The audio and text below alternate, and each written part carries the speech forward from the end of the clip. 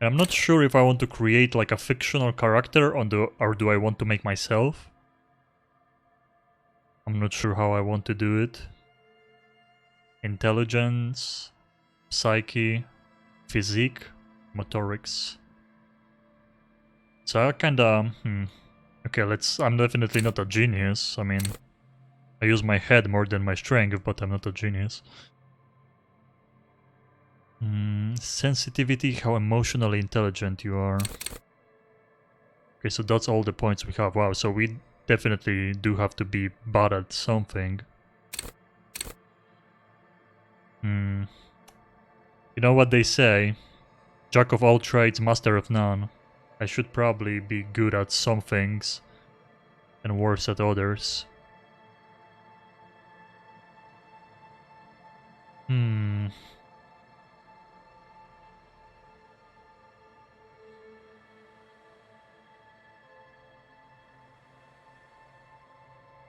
Let's think here. I mean, those type of games, like the stats really matter, so we're gonna have to take a minute to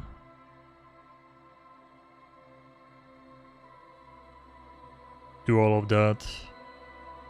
I mean, weak with motorics, that's... I don't want to be weak when it comes to anything, but if I go to like freeze in everything, then it's also not that great. I think I want to be at good intellect.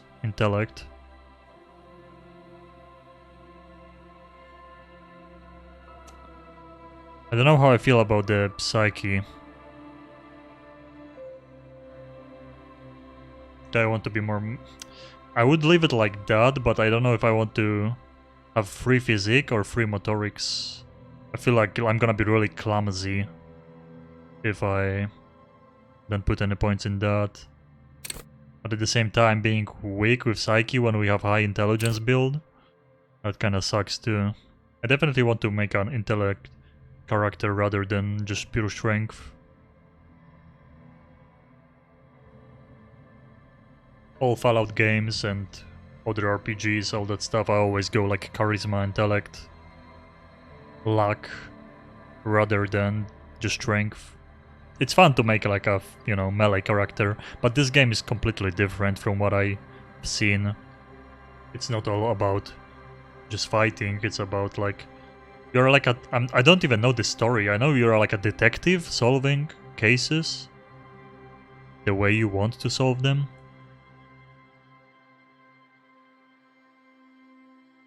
I think we might stay with that. I just really don't like being a weak motorics.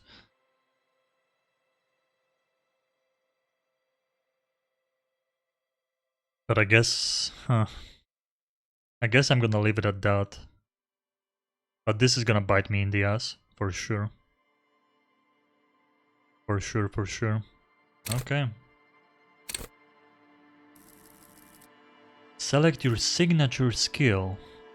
The skill you select will gain a +1 bonus. Additionally, the learning cap for every skill of the same type will be raised by 1. Cool. I'm gonna definitely go with something from intellect then, if we are like pushing this. Wield raw intelligence power. Deduct the world. Intellect base +4.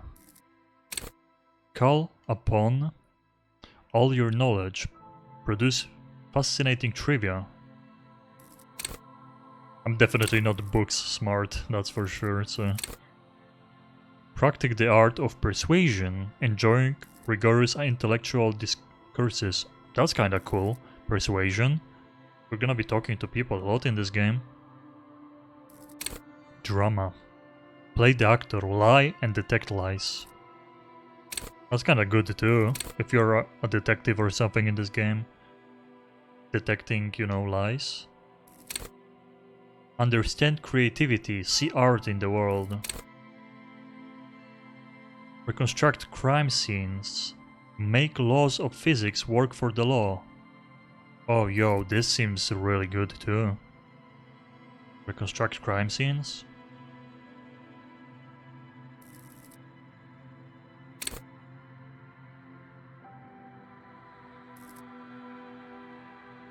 Keep your morale up, huh? Hunches and gut feelings, dreams in walking life.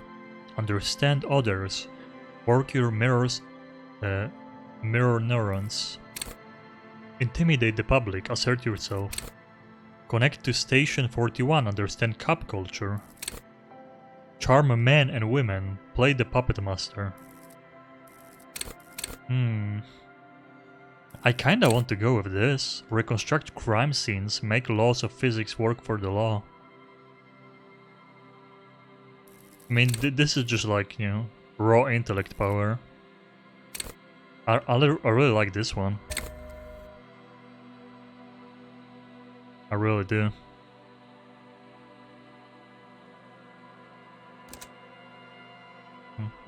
YOLO. I don't know too much about this game. But I know that, like, apparently you can beat it many times and have completely different things happen. The Furies are at home in the mirror. It is their address, even the clearest water if... Oh.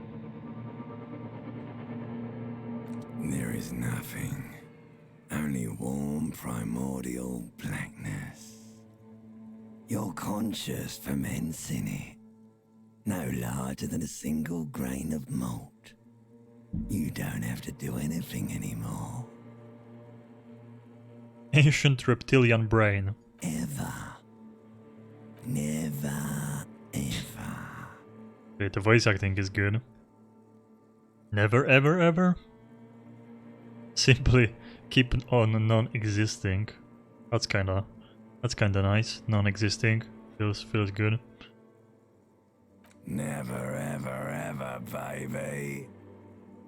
Simply keep on non-existing. An inordinate amount of time passes. It is utterly void of struggle. No ex-wives are contained within it.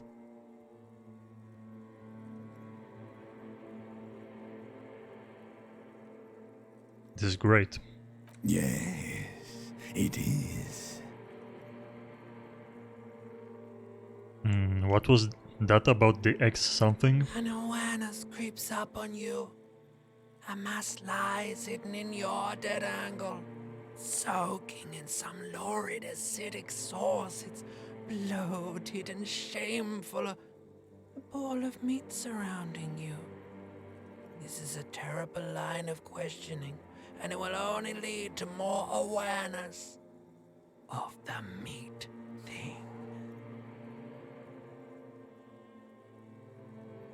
Plunge back into the bottomless deep. There. No ball of meat. No light in the formless nothing. Just night swimming. I like nothing. I know you do, baby. I know. How about you cough up some more of that sweet oblivion? Coming right up, sir. Smooth passage.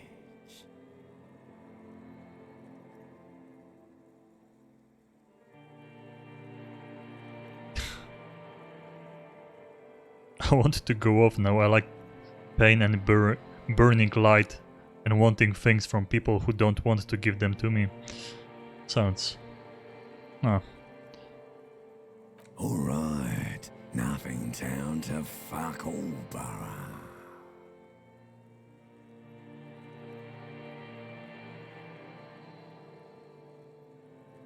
A return trip to the silence, please. Do you want me to upgrade that to a one-way trip, sir?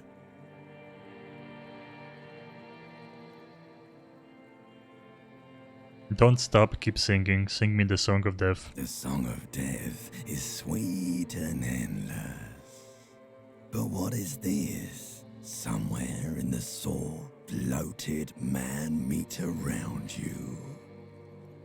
A sensation. Sounds like me when I'm trying to wake up every day. Like a fly to the ointment, your conscience sticks to it. The limbed and headed machine of pain and undignified suffering is firing up again. It wants to walk the desert, hurting, longing, dancing to disco music. Stop, I don't want to hear anything more about this sensation. Take me back to the formless, disembodied nothing. The stench of liquor rises from your mouth, and with it, an ungodly headache.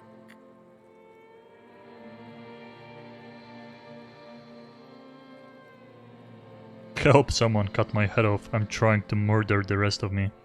A fiery It's trying. streak penetrates your skull, trying to force your eyes open. It's a sound, a clarion call from hell. Somehow, you know what it is. A caprice Success. in a motor carriage. Cool. Open your eyes.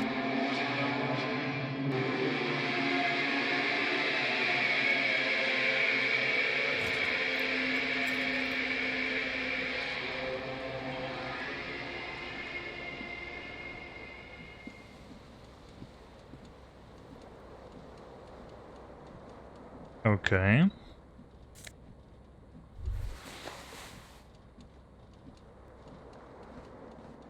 What is this? You hear a jingle. Perception. Keys are clinking in the pocket of your flare-cut pants.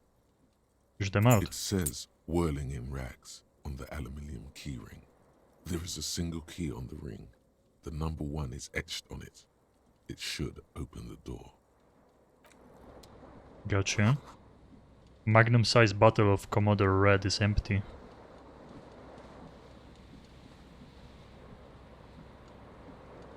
Okay. That's my inventory.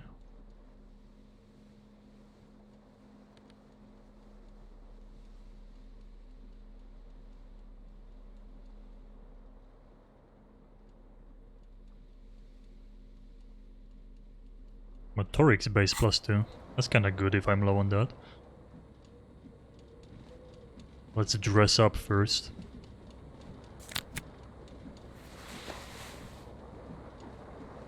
Can I grab the tie?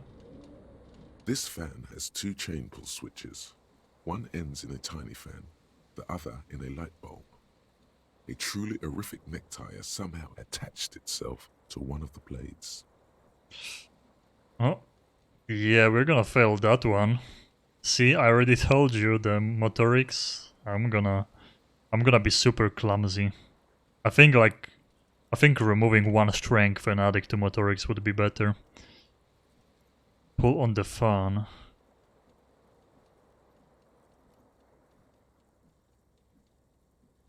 Oh, 1 is always loss and 6, so they do the dice roll like you're doing all the board games. Well, let's try it. Let's see if I'm gonna... You swoop up and catch the tie. Success! Snap. Oh, 6! Hell It's yeah! released from the blade. What you have in your hand is a truly hideous necktie with 4 or 5 different patterns. The knot reminds you of a noose. Nice. A noose tie. Inland Empire +1. Whatever it is.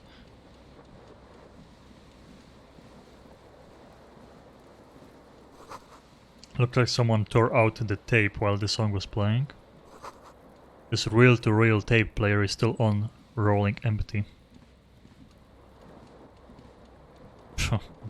Really? I can't even turn it off. You see bottles in the bathtub, wine, beer and sweet liquors. A mirror hangs above a bent and broken sink. In a fierce discharge of masculine energy, someone has ripped half the faucet off.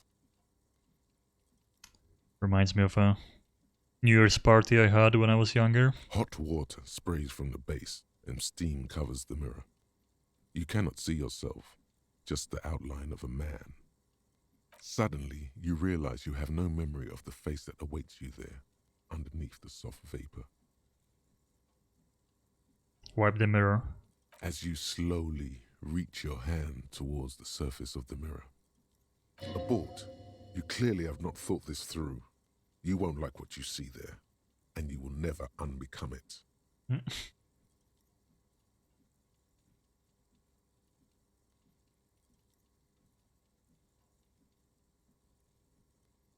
Maybe I should touch it first, make sure there's nothing wrong with my face. Yeah. There is definitely something wrong with it.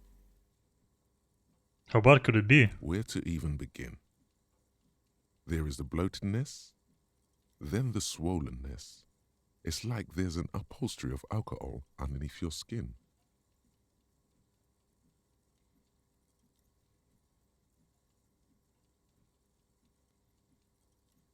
Touch your nose. It's not. Your nose feels like a small balloon in the middle of your face. It hurts when you honk it. It doesn't appear to be a particularly tiny nose either. Not with all the drinks it's absorbed for you. Touch your tongue. It's not. It's swollen and snail-like, wriggling between your fingers.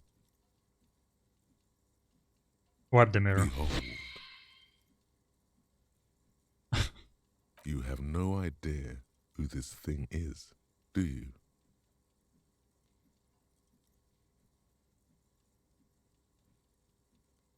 This is the face of a late-stage alcoholic. Too late.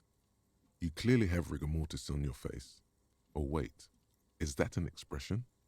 Are you trying to make an expression with that face? Why? The face is making itself. Please stop. It's horrible. You're scaring yourself. Try to stop. Oh my God. You can't stop. It's like it's not even voluntary anymore. You have worn that grin into your face and now it won't come off. What does it even mean? What is the emotion you're trying to convey?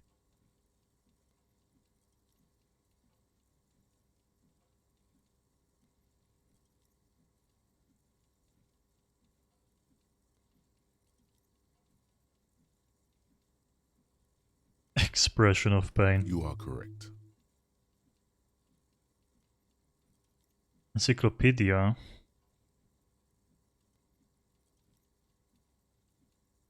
Low and very low. Electrochemistry, Jesus, what is this? Sure, I'm gonna probably fail now. I was too lucky before. Like the rest of you, it comes from a bad place, somewhere in the past. That's all you know for now. Oh, you can try the other one too. I would have to roll 6 though. I mean, I guess I should always do it, right? It's too late. Like an image on film. The expression belongs to your primary motor cortex. It would take a minor neurological miracle for you to cease producing it. Well, all of that just from a mirror.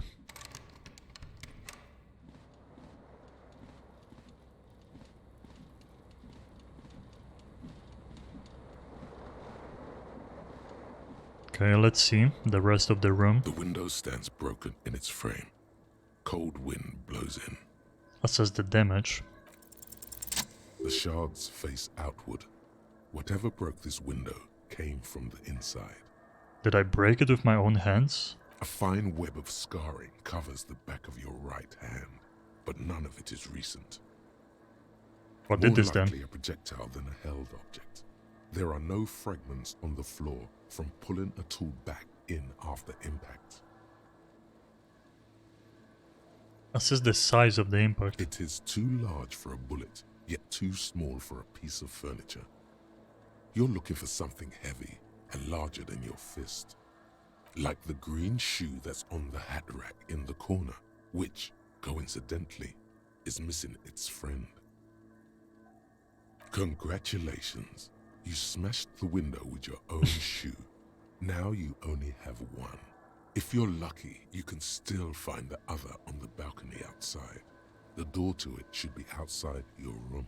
How do you smash a window with a shoe? Maybe it wasn't me. You mean someone else took your shoe off and smashed the window with it? This person also forced the drinks on you. I should go and get the shoe. A cool wind gushes in. Your toes curl up from the cold.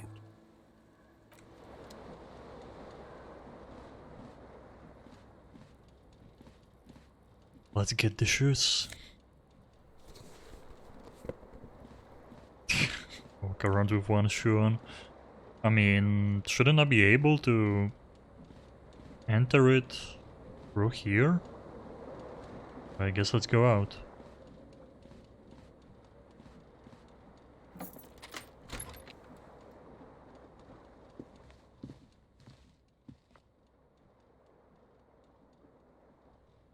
I think I should be able to go.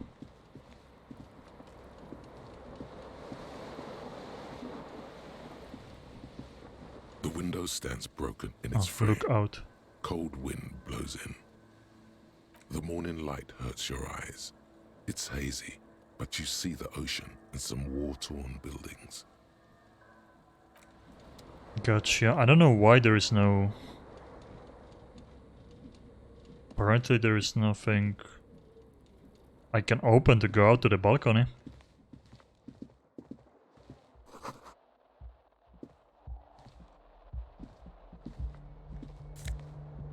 Oh, that's the song I was playing. Money gained.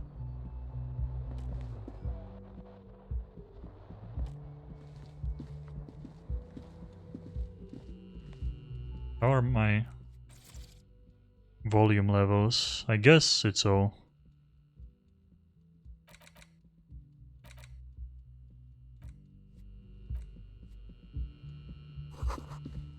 March. The year is 51. Hello, officer. 1951, I guess. The young woman raises a cigarette to her lips. Officer, am I military personnel? No. She seems perplexed by your question. It's weird, some things they don't read out loud.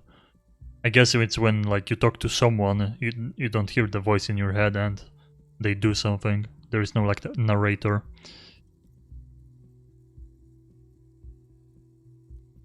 Wait, I know, I'm a businessman, chief executive officer, right? No. Then why did you call me an officer? Because you're a police officer, sir. She pulls on her cigarette.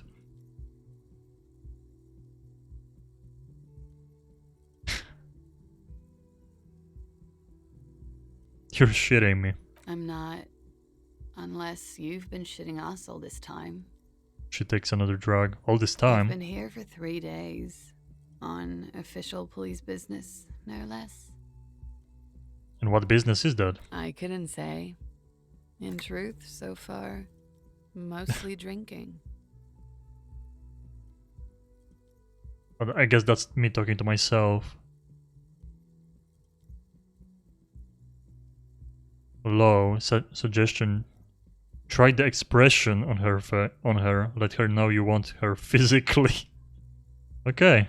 Yeah, that sounds accurate. Very low. I think we have more important questions than doing this. Maybe I'm gonna get more options.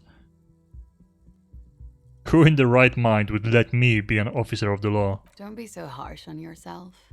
They let almost anyone be a police officer. Sounds like reality too.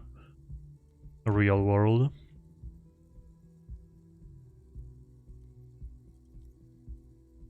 Okay, we can choose all of those. Why don't I remember being a cop or anything else? Could it be because of the drinking?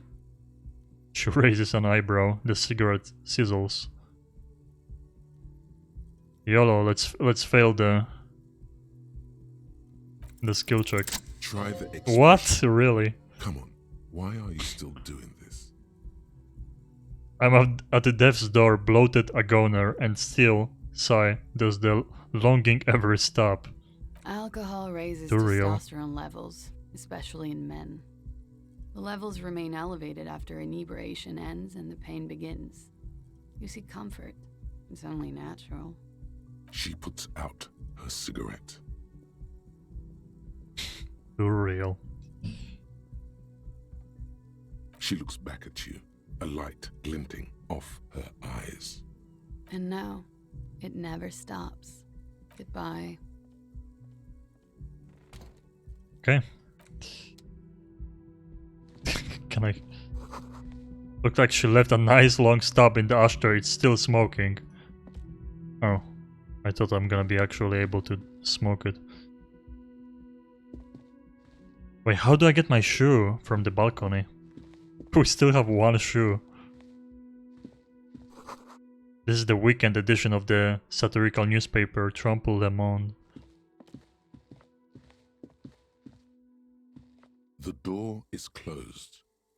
No, I'm not gonna bother her if we just talked. Oh, we... Wait, what was that? We can actually run by double clicking. What is You this? should pick that fat, juicy Siema, siema. cigarette butt from the Dzięki, tray, dzięki. light it up and smoke the living Pozdrawiam. shit out of it. Pozdrawiam imiennika. You should pick that fat, juicy cigarette. Oh, I was trying to do that before. Cigarette butt from the tray, light it up and smoke the living shit out of it. The what now? Am I a smoker? Who knows what you are? A monster, a murderer, the gnome of Jeroma?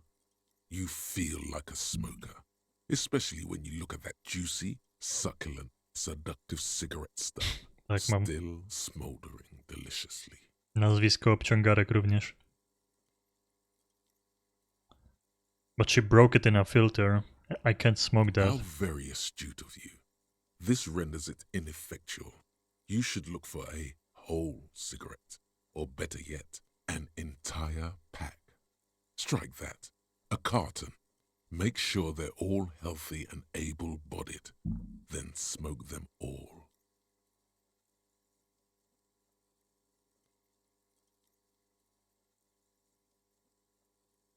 I'll think about it. Good. Thinking about yummy cigarettes in your mouth is the next best thing. Make sure you think about juicy sticks of tobacco all the time, though. It doesn't count if it's not all the time. And when you're done thinking about them, graduate to getting them. Plus, smoking them gives massive bonuses. Okay, and I bet it also gives the debuffs if you don't smoke.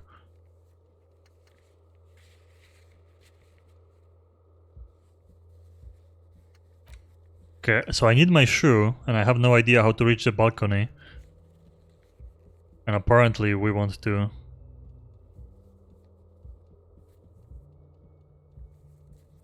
smoke too.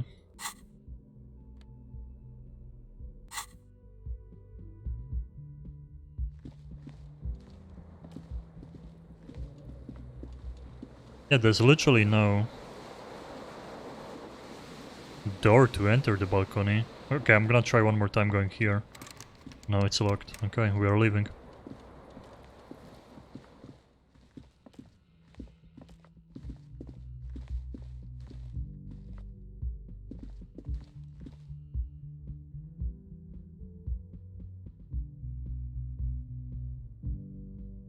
Red checks can be tried only once. Failed white checks can be retried by increasing some skill.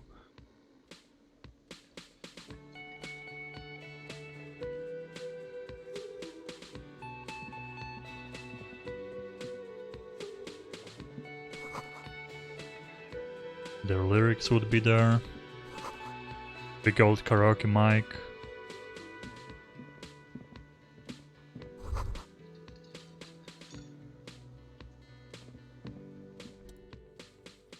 A man in his late 20s stands behind the counter, inspecting a stuffed seabird. As you approach, he gives you a sideways glance, then looks down again. That was disdain in his eyes. Even now he's purposely ignoring you. That's fucked up. Stuffed bird. Oh, we were probably drinking here, of course. Something tells me you don't like me. Oh no, you're a hero. A real hero cop. Could the massive property damage upstairs have anything to do with this? You're being sarcastic. Am I? Or did you ride in, take the body down, solve the murder, and not trash my hostel room?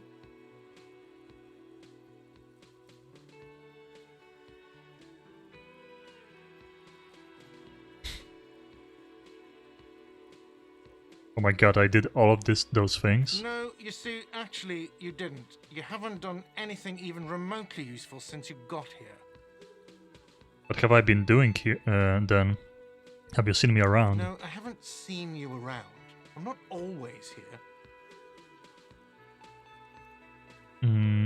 He looks down again and keeps plucking at the bird. I kinda don't like how I always have to look at the text here. Like, this literally... This game is all... Not all about text, but there is a lot of text. So, instead of like looking in the middle, in the center of my monitor, I have to keep looking there. It's kinda like bothering my eyes at some point. Look at the stuffed bird. Competent work of taxidermy. The white and brown seabird lies among piles of coasters and drying mugs. One of its wings broken. The man is trying to mend it. Looks like the bird was ripped off the shield that was used to mount it, most likely on a wall. Probably I did it. This is the great skua. The seabird is the symbol for the discovery of the Insulindian Isola, the part of the world you are in right now. Something about it makes you feel bitter.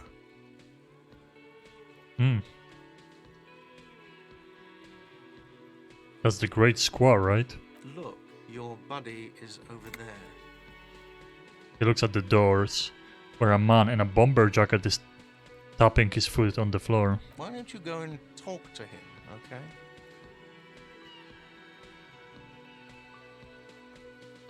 What do you mean, my body? He pretends not to hear you, concentrating on the bird instead. Okay, let's leave. You should totally sing karaoke here, the first chance you get. Your emotions need to be expressed.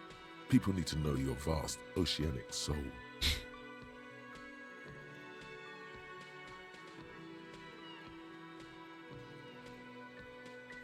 My soul is immense.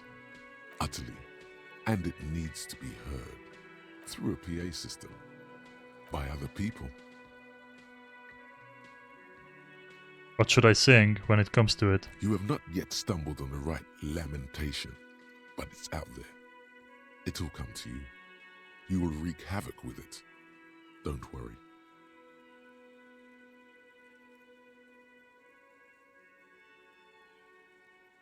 A lamentation sounds good. They will really get a gauge on my soul with that. Serves them right.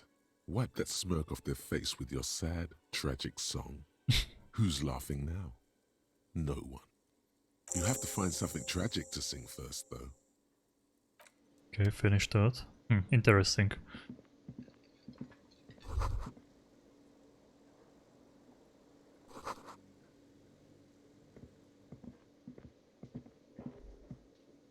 Wow, there is like a lot of... Woman's Hand wrote yesterday's many...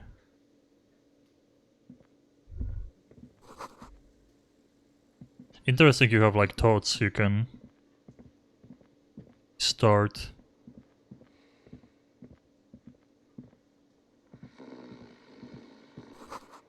Bottle of rum.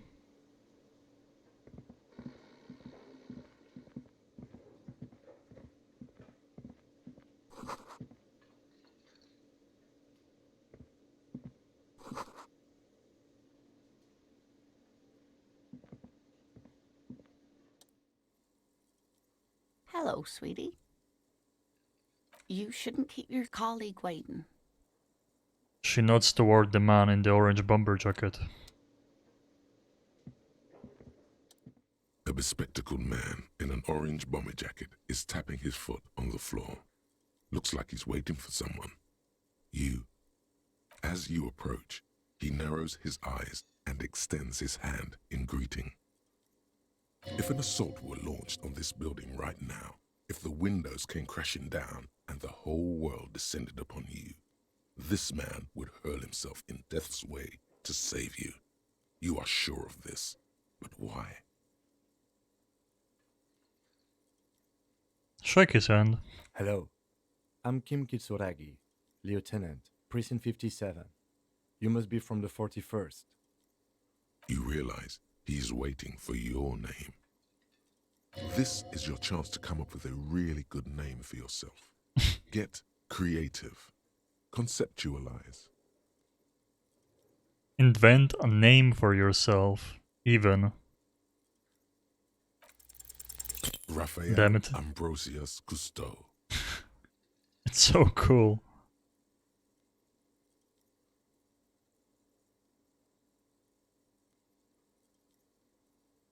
It's very cool, but won't I come off like a douche if I call myself that? No, you won't. Raphael Ambrosius Cousteau is one classy name, and you're one classy cop. Say it. Yes, well, He doesn't even process what you just said, just moves on. Not for a moment does he believe that's your real name. He casts it aside as an intra-departmental joke or a peculiarity he doesn't understand. it looks like we had a little scheduling error on Sunday. Saturday too, actually. Have you had time to talk to the manager here? What he means is, he has been trying to meet up with you for 2 days, but you have been otherwise occupied. You mean him? Not Steward. The cafeteria manager. Yeah, I just talked to him. If you don't mind, we should talk to him again. Ask him for a rundown of the area. Again. Now that I'm here as well. I understand the scene is out back, right? They're like French Canadians or something. It also wouldn't hurt to assure him the police are finally here. In full force, I mean. Have you mapped out the initial interviews? Yes, the police. I'm aware I'm a policeman. What interviews? At the 57th, we like to prepare an initial list of persons of interest, and then just skim the surface. Prepare the field, get to know the players. You don't do that? Maybe it's not an inter-district practice. They skip all the gestures and stuff like that in the text, so you have to actually follow the text yourself. Interesting.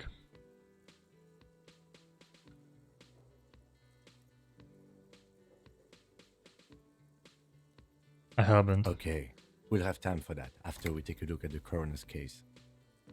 Have you removed the dead body from the tree?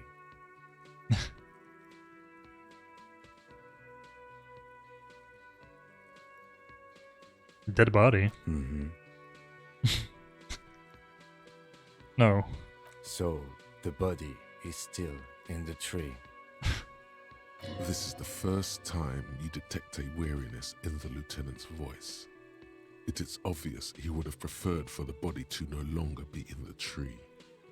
Where it has been hanging for 7 days straight.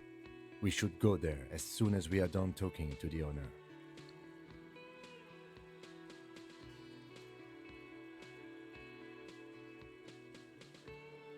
But I can't remember anything. I can see you drank last night and the night before, and that you are still drunk now. But I have seen officers go through worse. Much worse. If you need something for your headache, there is a general store nearby. But as I said, the dead body should be our #1 concern.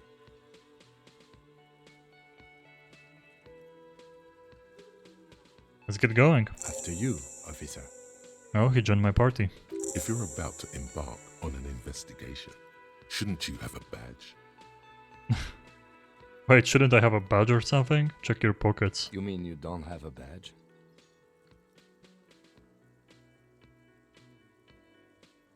It wasn't on me when I woke up. Losing your identification card is a serious matter. My vehicle has a shortwave. You can use it to report your badge missing. I advise you to try to locate it as quickly as possible, but getting the body down should still take precedence. Okay. We have a friend. So we need to talk to the guy, then remove the body, and I still need my shoe. The man with the unimpressive beard notices you approaching. He drops the ledger he was holding and turns to the lieutenant. Mr. Gart, right? You run this place. Yes. He responds very silly. I am Kim Kitsuragi from Precinct 57. This is an inter-district investigation, so joining me from Precinct 41... He looks to you, realizing he still doesn't know your name. The Hairbringer of Ruin, as I said.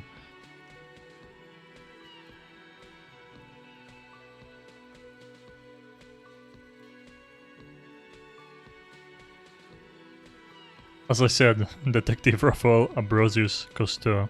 I don't know if we want to stick to this name. Let's say this, Hairbringer of Ruin. What?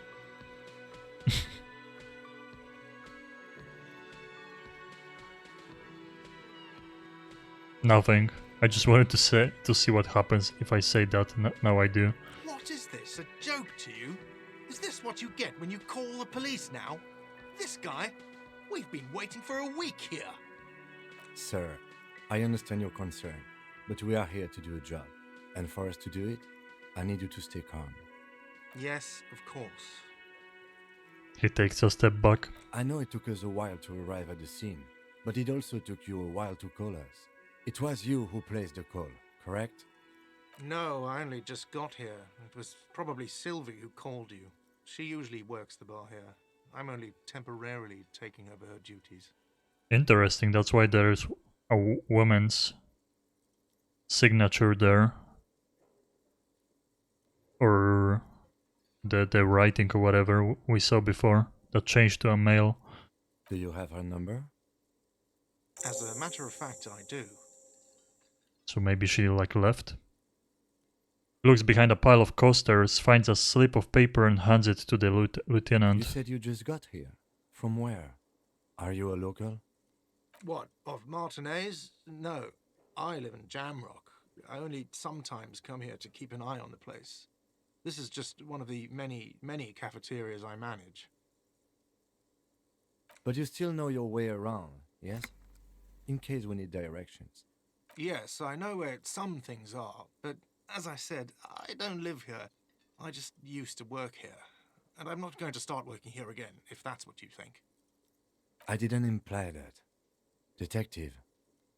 He probably means this is where you step in and ask your questions.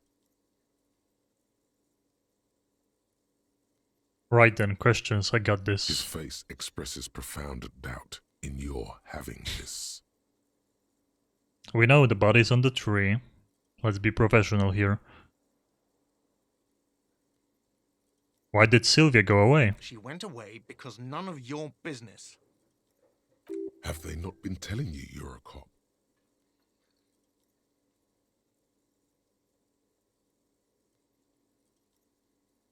Am I not a cop? Everything is my business.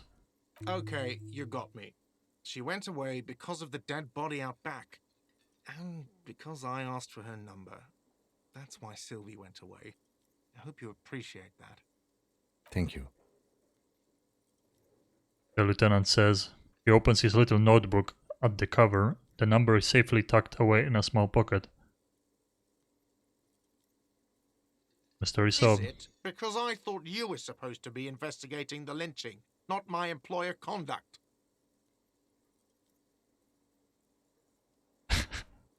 This stuff gets on my nerves. I am feminist.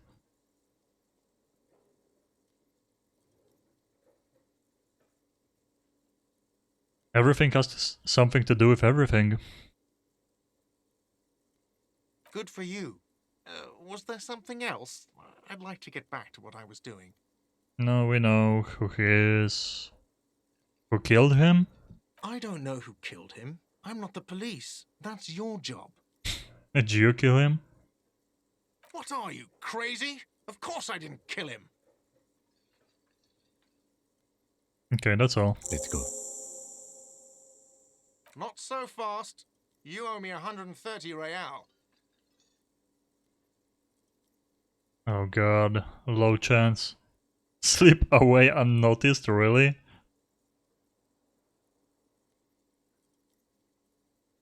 What's real? Oh, excuse me. You owe me 130 real.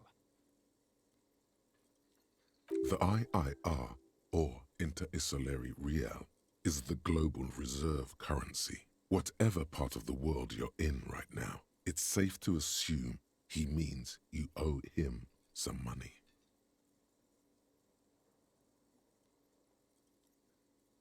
I understand you. You mean I owe you money? Wow, you're a genius. Yes, that's right, money. You owe this establishment 130 real. He points to the red ledger on the counter. But what exactly is money? You're under arrest. What do I owe this place for? Let's see. 3 nights at a tariff of 20 real comes to 60 real. Then there's the window you annihilated. The hole in the window was the first thing I saw when I came to work. So don't try to tell me you didn't. That will be 40 real in damages. That's 100 though. Another thing you've annihilated is half the bar. You've run a tab of 30 real. Actually more, but we'll round it down to 30 for your hard work maintaining the stability and order of Revachol. That's 60 plus 40 plus 30 equals Math checks real. out. And yes, real is still money.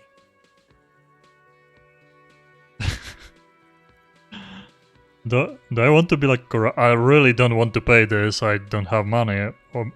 Of course. Do we want to be corrupt? Maybe just this one time. But what exactly is money? What are you, a philosopher? Kinda.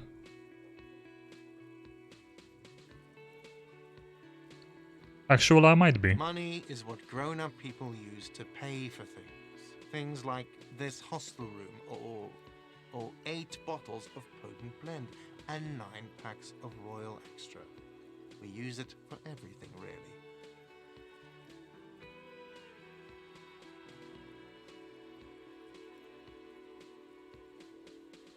Proceed and show him the coins you found. Is this money? Why do I need it? For survival, to pay me. Unless you want to become a hobo. Do you want to become a hobo? There's nowhere else to stay in Martinez, and it's a cold spring outside.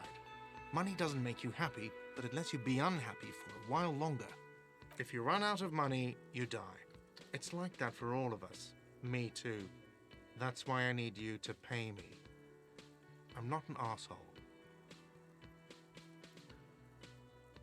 Where do I get it from? Are you serious? From your work? I don't know. You can take bribes, I guess. I'm sorry. I don't think cops can take bribes. Some do take recompense, but only to survive. Is this money? Yes, it is.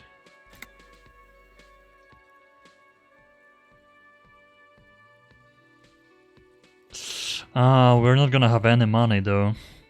But I mean... Sure, take what I have. No, you see, that's 40 cents. Cents are Oh. a form of currency 100 times smaller than the real. I'm not even going to take this. Come back when you have 130 real. That's horrible. It is. He stands silently looking at the coppers on the counter. Isn't it evil? The order of magnitude between what is asked of a person and what they have.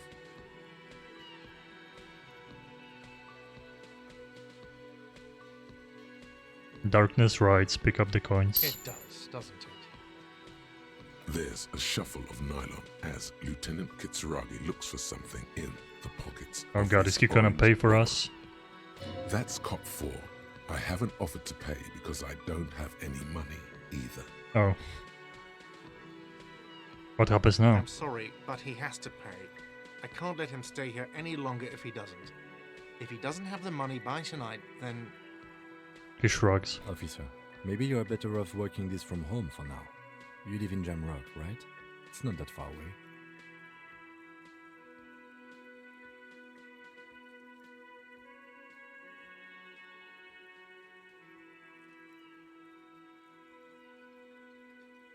I don't remember where my home is. Officer, you really need to take this up with your station. I have a shortwave radio in my car. Call them, ask for assistance. We have to get this investigation started now. Good luck. Okay. By the way, where is home? The address is coming up blank, and this place sure isn't it. I really don't remember. But you've been at this hostel cafeteria for only 3 nights. Where were you before? You had to be somewhere.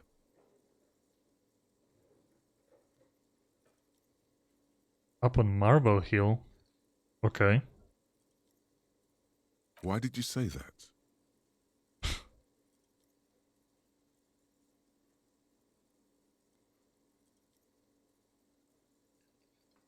Lieutenant Kitsurugi, do you know a place called Marble Hill? No. But isn't that an expression, not a place? A saying. Up on Marvel Hill, a great high place. One that is impossible to climb back to. That doesn't sound like somewhere you can stay if you run out of money.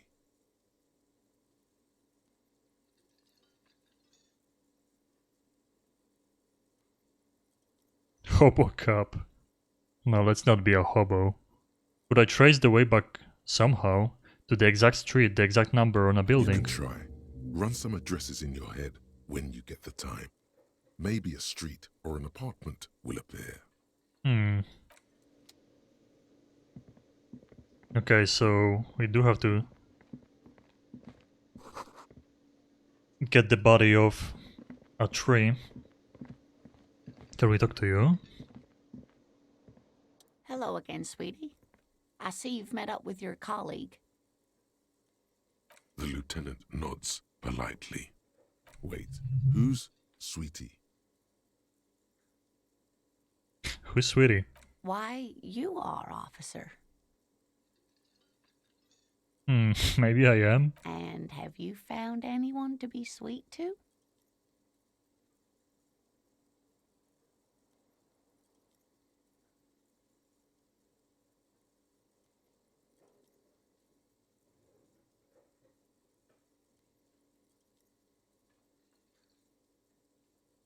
No, I'm done with mating rituals this time around. The mating rituals aren't the good part, sweetie. I know it's none of my business, but you look like you need someone to take care of you. I suppose all of us do it one time or another. I don't know what I'd do without Morel. You must forgive me. I'm getting so scatterbrained. I completely forgot to introduce myself. She slaps herself on the I'm forehead. Lena. My husband Morel and I are staying with our friend Gary just down the street, but I come here for tea when they're away. Her eyes glitter over the rims of her glasses and she looks up smiling. This Lena is wacky enough for the motley crew. Hire her on the spot. Roll with me. Sweetie needs money. Do sweeties get money?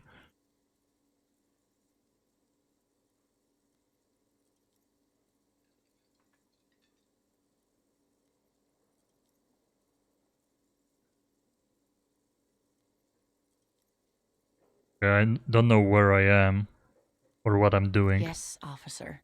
You look rather dazed. Like a stunned fox. But surely things can't be that bad.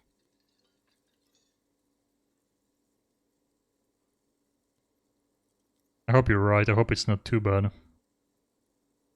You know where we are, right?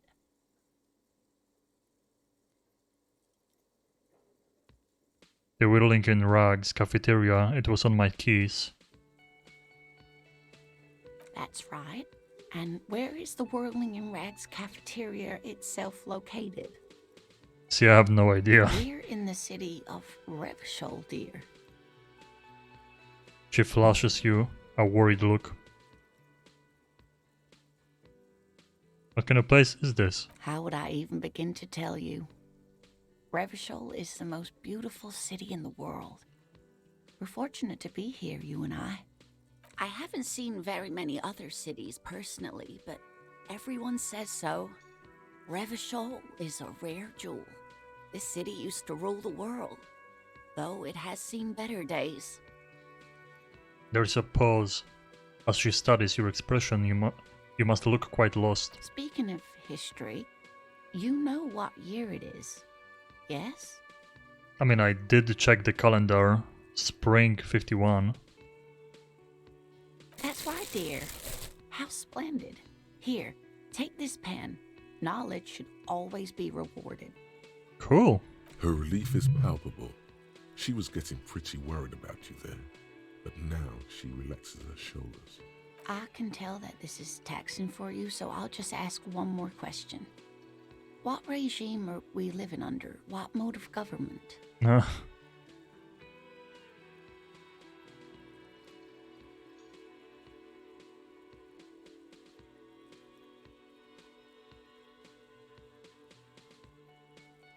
Cop regime.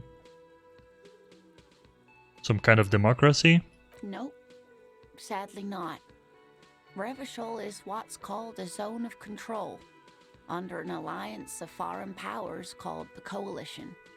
We have no government of our own, and what democracy we have is market-driven. Meaning, buying is voting.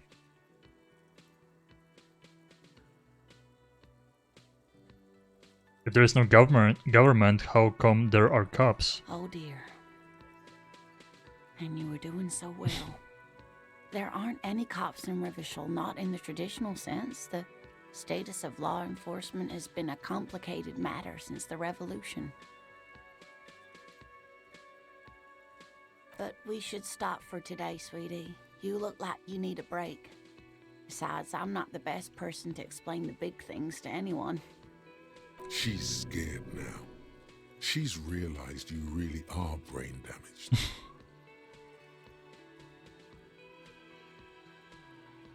So how did I do? You were doing quite well up until the end there. It does look like you're having trouble remembering things. History and places. Remembering reality in a word. It's very... A sigh. The lieutenant buries his nose in his notebook. But maybe a fresh set of eyes is what the world needs. And while I'm no doctor, such bouts of amnesia are often temporary, so I wouldn't worry too much. What is the revolution you mentioned? A defeat, I'm afraid. The people of this archipelago tried to build something new, something different. The rest of the world didn't like it, so they came and ended it.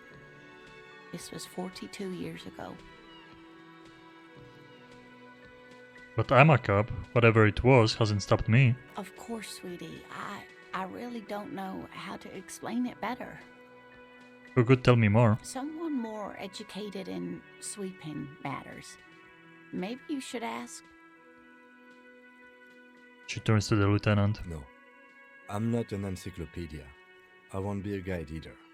I'm a detective. Of course. Then I don't know. Someone rich, maybe? Wealthy people are educated. Though I don't know where you would find a wealthy person in Martinez.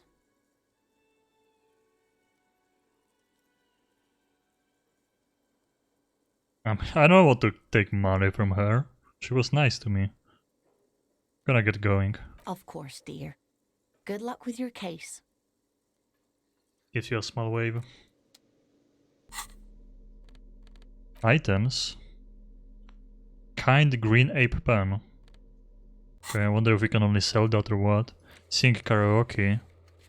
Sad song on a tape. Inspect victim's body, report your badge missing. Who made the call, report the crime. Pay for damages. Reality lowdown. Rich people are educated. And this? Internalize. Research time.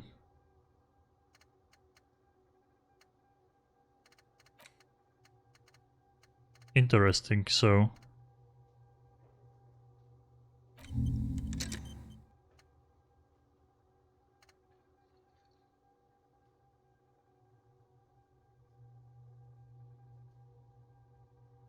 Okay. So I guess we are trying to remember where is the home.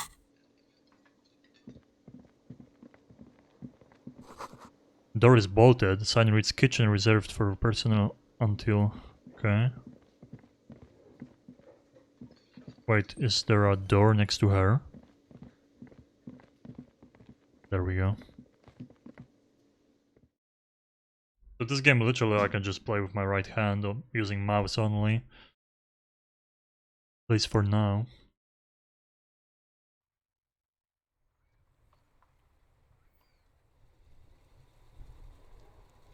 Oh, that's my shoe.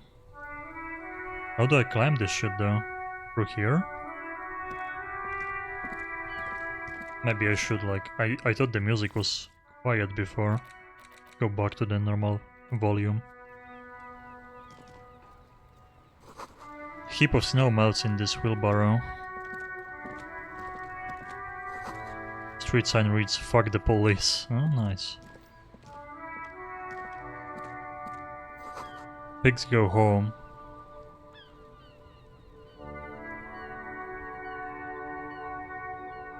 Wait, there is... Really? I don't see a hole. There is a hole there. That's my shoe though. I'm gonna grab the shoe before I forget. Seems like sometimes when you want to interact with something there's like a puffing problem. I don't see any other problems with the game so far. We'll see. I mean, I wanted to start it on stream. We'll see if I'm gonna finish it on stream. It might be definitely one of those like long games that are not the greatest for streaming. I'm also waiting, like I said before, for... I really wanted to play on stream the Resident Evil Verse, the online mode for Village. It's in open beta today, but the PC version is just unplayable right now. A gust of briny wind washes over you. It's my shoes. There they both are. Two identical shoes, both copiously green and indiscriminately snakeskin, reunited on your feet, like two baby crocodiles. Wait, these do not look like normal cop shoes. It's pretty clear a normal cop is not what you are. How do they fit? Good, they're balanced, comfy. Feels like the only good thing about you right now. Interesting, so that's morale. So you can lose morale doing shitty things, I guess. Smell of the sea makes you dizzy. So you have like 3 morale points, you can lose it, and then regain it doing stuff like that.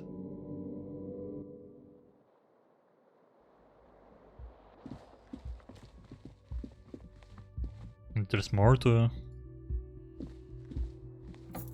check out. Kim tries not to look at your broken down bathroom door. Okay, that's why, because I'm with him now.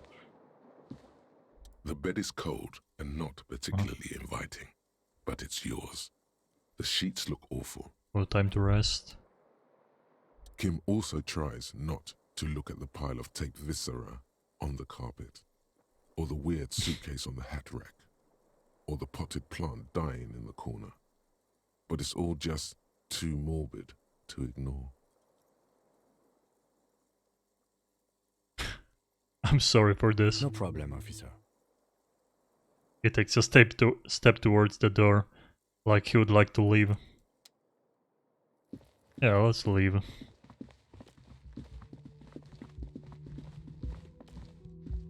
I really like this song that plays in here. I wish it played outside too. You can sleep after 11. Interesting. So I wonder if the time just keeps going, or if I do something, maybe the time starts moving forward.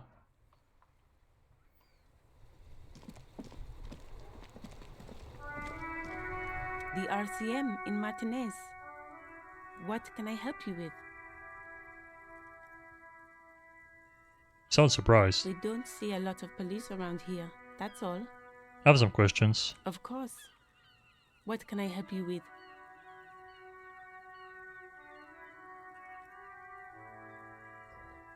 We need directions. Of course. Where to? No problem. Where are you exactly? Me? I am just a gardener.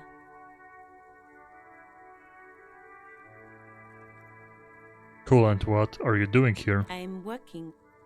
Working I have on a what? greenhouse in the yard there. She I've gestures been over her trying to shoulder. get some work done. Well, But as you probably know, there's a corpse hanging from a tree there. It smells pretty bad, so I have to take breaks. Don't worry, miss. We are here to clean it up. You can get to work soon. Thank you. My head is about to explode from all the salts I've had to inhale. Of course, I won't hold you back. she wipes her brow with a scenery yellow glove. Her gloves. You get the feeling that you need them. You have a dead body to deal with after all. One more thing, can I borrow your gloves? Sure, keep them. I have another pair. She hands you the rubber gloves with no visible annoyance. Thank you. Cool.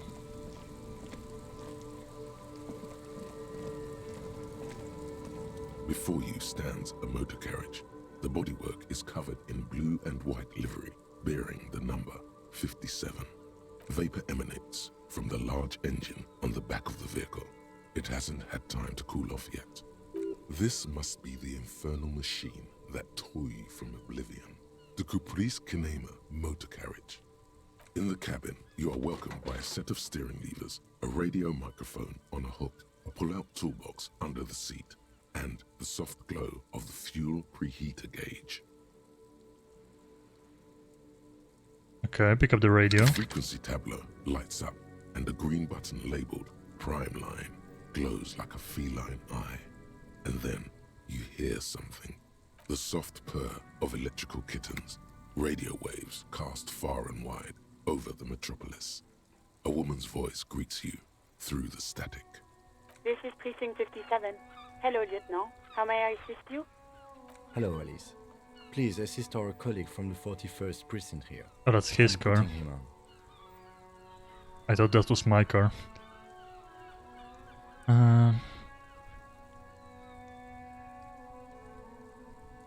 Nice to meet you. This is Officer Alice Demetri, Precinct 57. How may I assist you?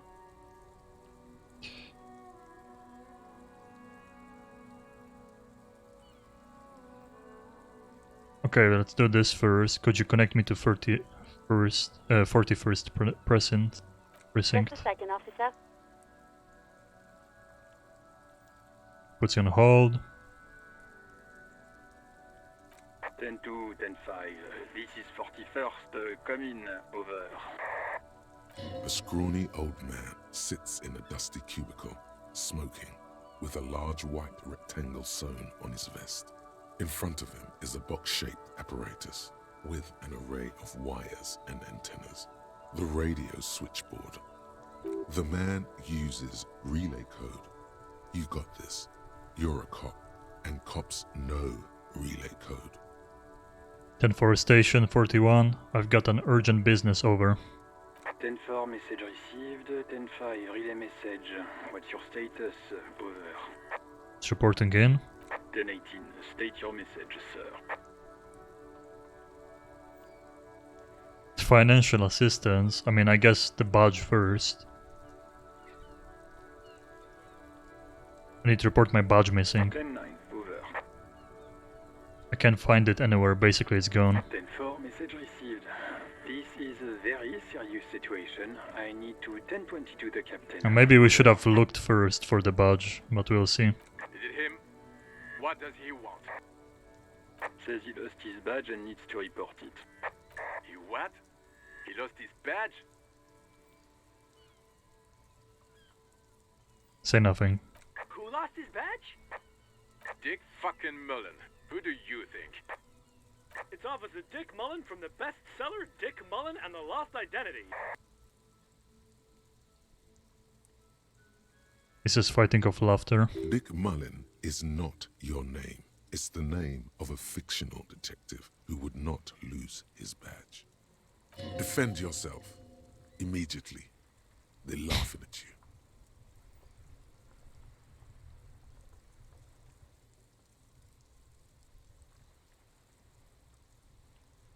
Can we just move on? I want to get it reported and be done with it. 10-4, I hear you, officer. I'm just going to make a note here that you are in pursuit of your misplaced badge. Over. Fuck me. Mac, come here. You've got to hear this. Dick Mullen lost his badge. What's going on? Supercop here lost his badge. He lost his what now?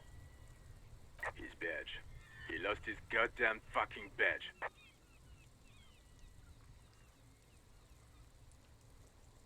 I have other things to discuss. 10-9, come again. I didn't get that. Over. New heights even for Captain Sober. Ask him. Ask him if he's lost his gun, too. The room roars with laughter. Sergeant Orson wants to know if you lost your gun too. Over. I think we did. Check your pockets. Check your... Holy fuck. You don't know where it is, do you?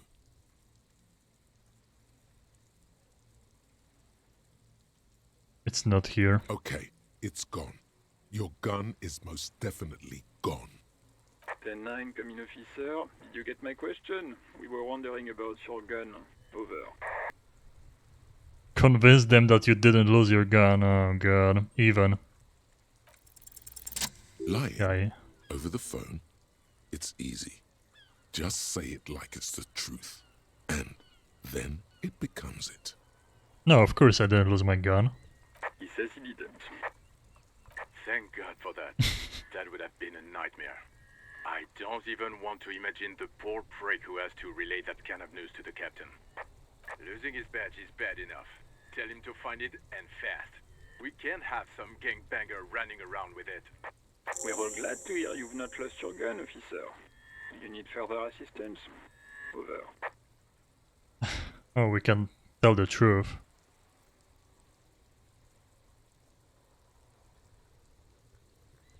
This might sound odd, but there is personal details I'd like to discuss. Okay, 10-4, sir. I hear you. Relay your question. Wait. Before you say anything stupid, think it through. I need information, not fear. Be smart about this. Ask if he's there alone. 10-4, sir. I'm not hearing your question.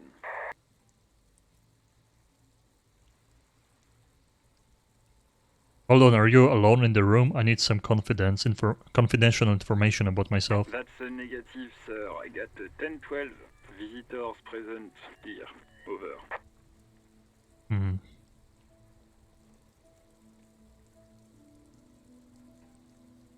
I want to know if you got my budget description right in your report.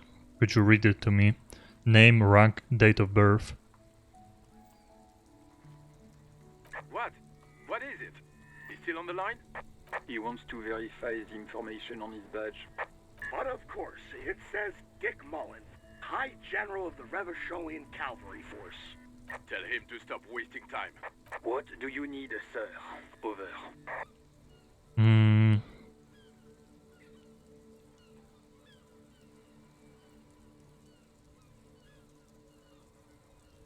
Please refer to me with my full name in the future. 9 repeat message. I didn't get that, sir. Over. Say my name. Stop calling me sir and just use my real goddamn name, will you? What? What is it? What can he possibly still want from us? He seems intoxicated and keeps asking me to call him by his name. Mullen's drunk and emotionally aggressive. That's new. Wrap it up. Don't indulge in his drunken antics.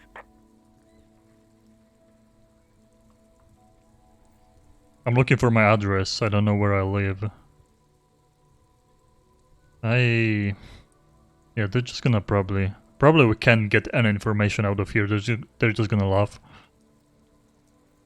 And the news about the family? 10. Excuse me, sir. Over. You probably don't want to continue on this road. Nothing, never mind. Come again, sir. I didn't get that.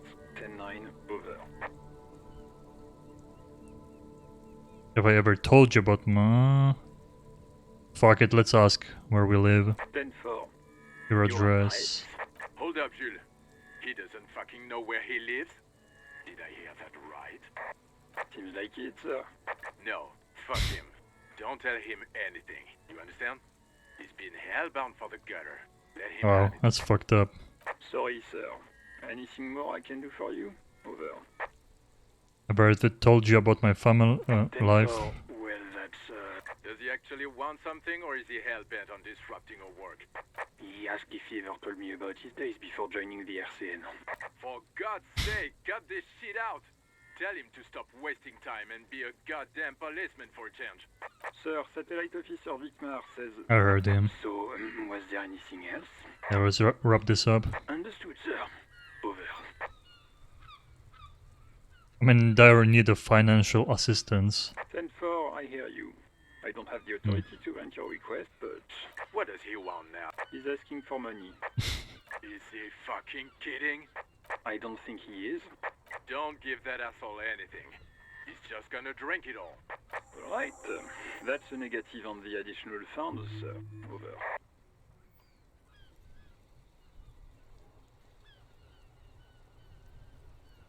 It is paramount to the investigation that you grant me more money.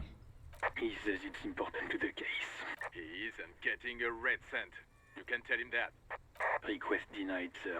Over. Okay, no funds. Anything else, sir? Over. And go. Roger that. 10-10. Over and out.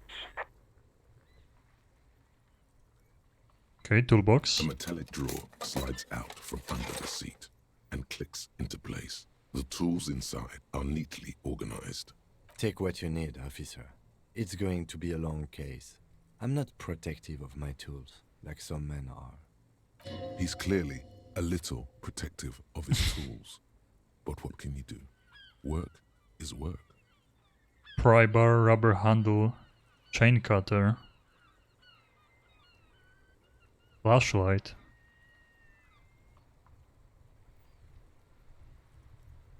I mean, take the pry bar. The pry bar feels nice and cold in your hand, heavier than you'd think.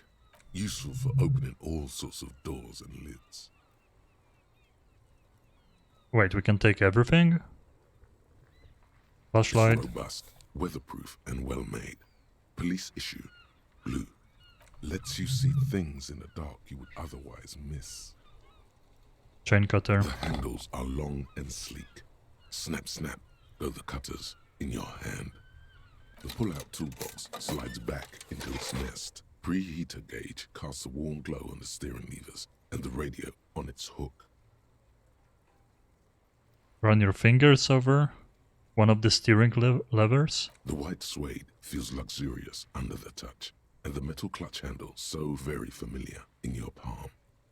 Tap on the fuel preheater gauge. As you tap on the gauge, the indicator pin jerks as if startled. It's in the large orange sector, indicating the engine is warm. Next to the gauge is a red switch labeled heat. There's no use pressing the heat button. It won't start without the ignition key. Translation. We're not going anywhere right now. Alternative translation. Don't even think you can drive my MC. Okay.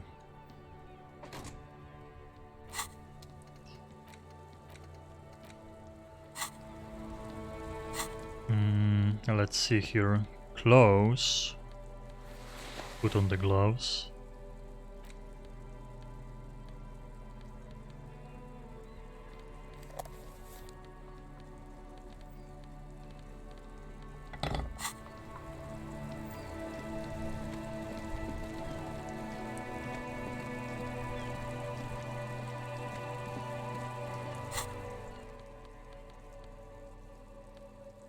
Okay, I don't think this like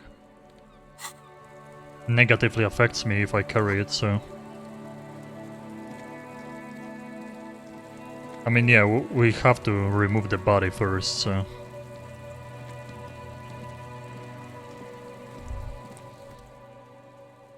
Kuno's got this.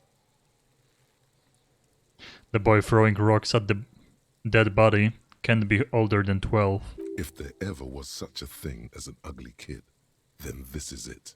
He's almost exquisite in his ugliness, like a gremlin. Nice. Oh yeah, nappa comfy, Kuno!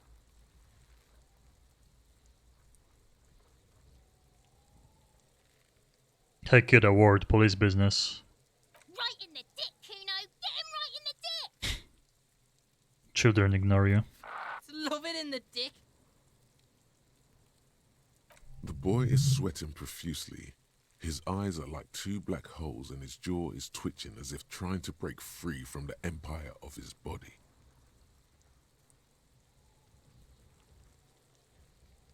Stop throwing rocks at my crime scene. Do I have like a censorship on or something? We're gonna have to check that. Shits himself. The rake, Kuno! You should throw the rake at him, Kuno! The fuck? Does Kuno know what a rake is? Kuno's not a gardener.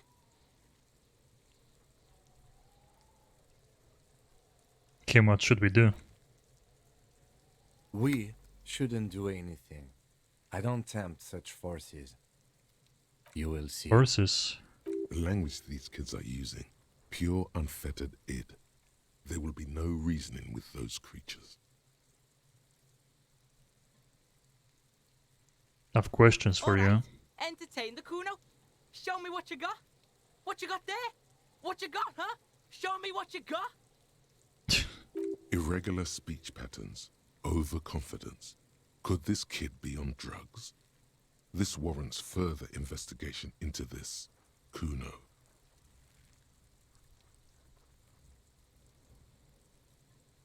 About this crime scene, your kids often play in this yard? Right, pig.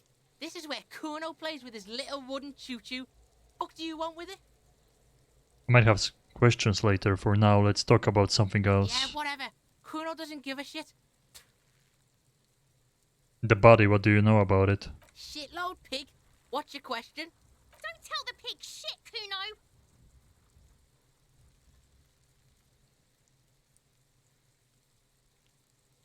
What do you want to know? If I were to want to waste my time, which I do not, I would ask them who he is, how he got there, and the usual. The usual being, have you seen anything out of the ordinary? Or have you seen anything suspicious? Do you know how it got up there? Probably climbed. Kuno was busy down the road when that shit went down. You heard Kuno? Kuno wasn't even in Martinez. Kuno wasn't in Revachol. Kuno wasn't regional.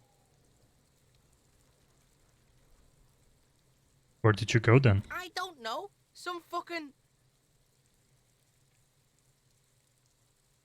He looks around trying to come up with something. Mesco, or I don't know, some other place. Night City. Kuno was in Night fucking City. Night City. He was playing Cyberpunk. There is no Night City anywhere. That sounds like the name of a city in some pulp science fiction. That's a fictional city name. Night City doesn't exist. Why you gotta be riding Kuno's ass? You haven't been where Kuno's been. You haven't been in Kuno's head. You wanna know where Kuno was? You wanna know what Kuno's been fucking up to? Don't tell him that, Kuno. It's lame. It's not fucking lame. Kuno's building Kuno's City. Night City. Rage City. The City of Rage. That's it. And it's not lame. Lame. That's the name of Kuno's City, bitch. Get the fuck off Kuno's back. This shit ain't about that. What was there like a censorship before and now they're just swearing? It's impossible to deduce what it is Every about, sentence. at least for the moment. If it's important, it'll come up later. Focus on the case. Have you seen anything Just suspicious? a couple of pigs sniffing around in the dirt. That seems pretty fucking suspicious to Kuno. Yeah, you tell the faggoty, Kuno. Looks like you're a fagari now, whatever that means. The suspicious question doesn't really work in antagonistic situations. Do you know who he was? Kuno's fuck imp. Kuno uses the fuck imp for target practice. He's trying to hide the fact that he doesn't know. So you don't know him? Kuno knows Anything. all kinds of shit. Kuno's not a snitch. That's all. Trying to make the Kuno sing into the popo phone. More on this later. You're testing Kuno's patience here. Get lost.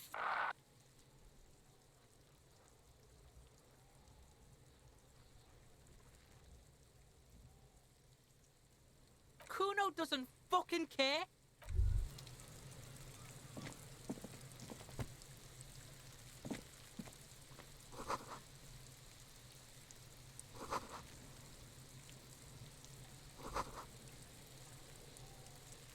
Okay. We have to somehow reach it.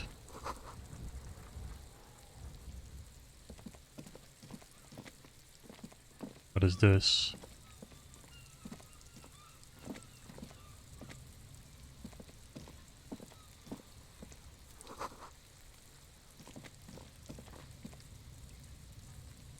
Oh, can't go any further.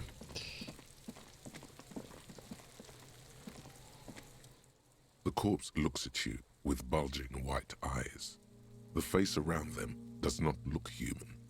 It's swollen and ready to burst. His lips are fish-like and his tongue like a ball gag in his mouth. You seem to be holding your breath. Down. A cargo belt twists his neck at an unnatural angle. The body below appears stiff. It's letting out an ungodly rot. The smell seeps in even through your clenched nostrils. Endurance, okay. Legendary. What is that? Why is it so bad? Active decay. It's okay to throw up, officer. No one is judging. He's about to blow! Cop's gonna blow, Kuno! Oh no.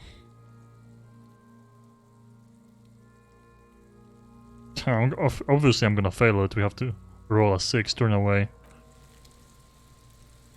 How do we remove it? This? That's a trash can or something. This trash container is locked. The sliding lid has a padlock that says, "Whirling in rags." There's something in there, not necessarily connected to the case, but still. Why am I looking at you, trash The container? body is downwind from here. Maybe you prefer the smell of garbage to the smell of death. Lieutenant, what do you think could be in there? Trash, food waste from the cafeteria. They lock these containers to keep the derelicts from flocking in. Could be evidence too.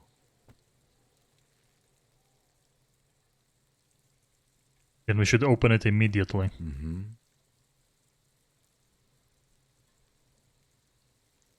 How do we get the lock open? A pry bar, the one you took from my motor carriage. Yeah. Or? Or we could ask for a key from the manager of the Whirling in Rags. He probably has one.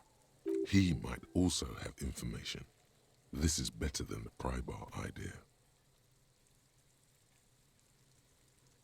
I mean, we already talked to him, right?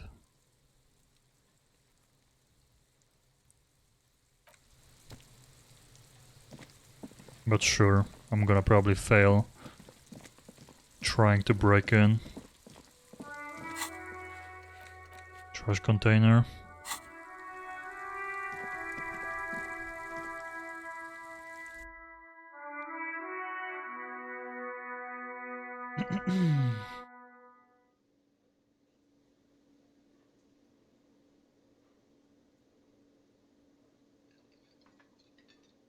We didn't talk to this guy. Sleeping on the table. Can I help you?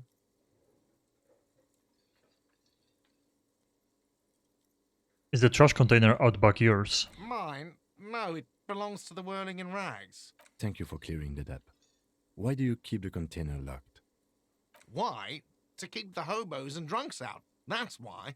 And the neighbors too. They put their trash there and they don't pay for the garbage company. I thought as much. And are you the only party with access to the trash container? Well, yes. Us and the garbage disposal company. It seems a little callous, doesn't it? Something stirs in you.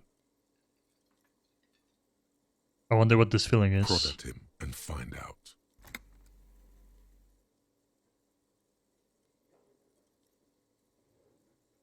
We need those keys. What do you need them for?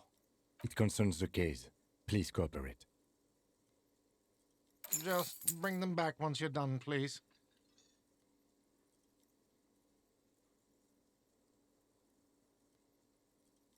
By the way, I'm going to sing karaoke here. Absolutely out of the question. Absolutely in the question. First we find a sad banger. Then we sing this place to shit.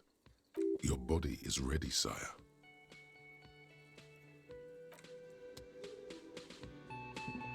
Okay, before we leave, let's see if we can interact with this sleeping guy. Hello.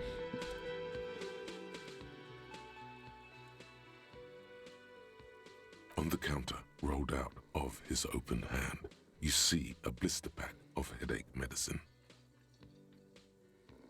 Wake him up. Who is this? No idea. Looks like he works for Wild Pines, the logistics company who owns and operates the harbor. But why is he sleeping during the day? Possibly because there's a strike going on in the harbor. There's not much to do aside from drinking and sleeping. Pick up pills. The man does not mind. You probably need them more than he does. Let's try to wake him up. You gently Fail. shake his shoulder, but nothing happens. This man could probably... Okay, let's leave. That sugary black rum stain on the counter makes you teary-eyed with joy. It's almost touching how syrupy and sticky it is. How long have you been up already? It's drink o'clock. 2 hours? An hour would have been bad. 2 hours is mystical. You have truly wiped out all trace of yourself if you haven't thought about rum and lemonade yet.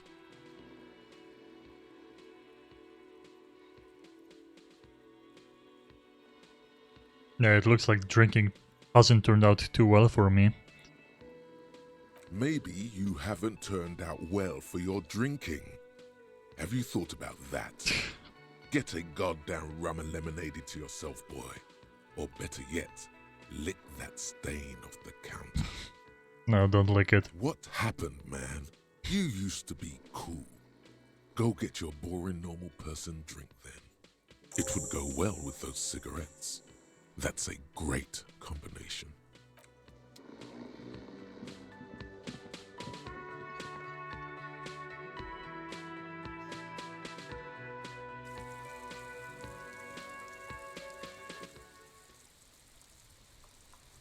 It's definitely a slow game.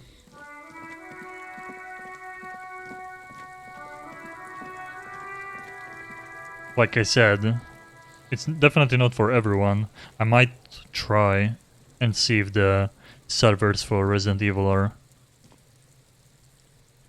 working, but I don't think they're gonna fix them. Maybe we switch to some Isaac later, we'll see. I definitely want to keep playing this game, I just don't know if, you know, it's a good streaming game. This trash container is locked. Let's open with the key. With a well-oiled crack, the lock pops open.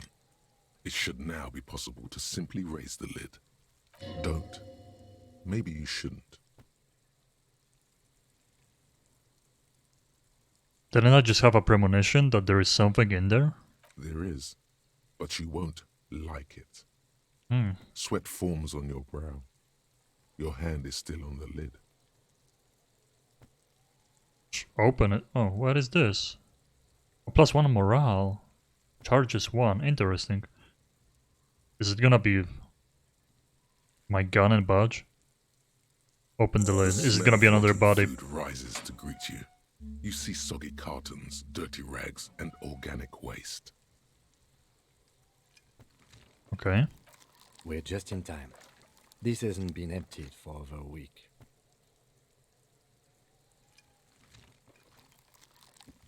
Look under the boxes. You see milk and egg rest with one broken egg in it. Some pasta wrapper. Picking up the soggy packages somehow feels familiar. A box falls into pieces in your hands. Batiste Soleil cereal. There are plastic pasta packages below. And turbo noodles. Nothing of note, however. Pick up the rags. Among the threadbare kitchen towels, something catches your eye. A pair of denim trousers. Grab them. As the legs of the slime-covered jeans begin to unspool from the garbage, a rank corpse smell fills the air. The victim's clothes? Oh. Cadaverine odor is faint. If these belong to the deceased, they were removed when he was still in the early stages of decay. Drop them in here, officer. Black plastic bag marked evidence. Guitar marked blue jeans. Pockets empty or emptied. He wore them with a belt, too. A white belt. The loops appear stretched, but He looks into the container. the belt is missing. That's it. Do you see anything else in there? I have another bag here. Something slimy catches your eye. Reach for it. A drab, long-sleeved shirt, olive-colored, appears from the food waste, dripping with pus. This is a military-type overgarment. No label or serial number.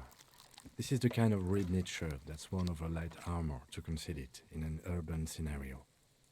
Anything more? The rest of the rags are just kitchen variety waste. A yellow old mug that catches your eye. But other than that... A thrown out towel, a mug, that's all. All right. We should go to Gart again and ask if he knows who put the clothes in the trash. It could be as simple as someone from the hostel cleaning the yard. Or that one. I'd advise against confronting that force. The kid. But what? How would the kids put it in there if, like, it's locked?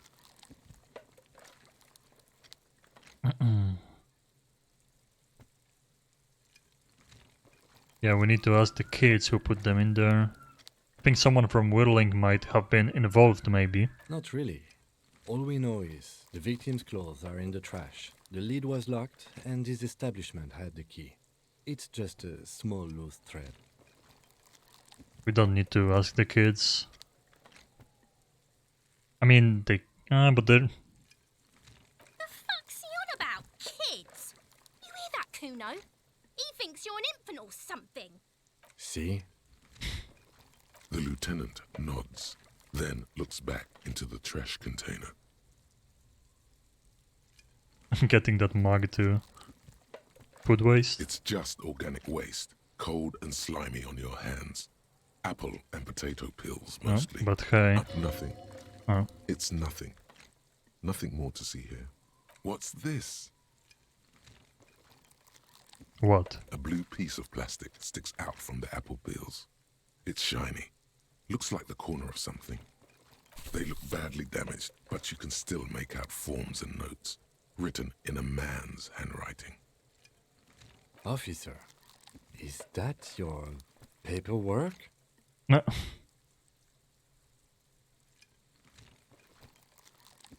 I don't know what this is. It is. Look, the plastic has the RCM street grid on it.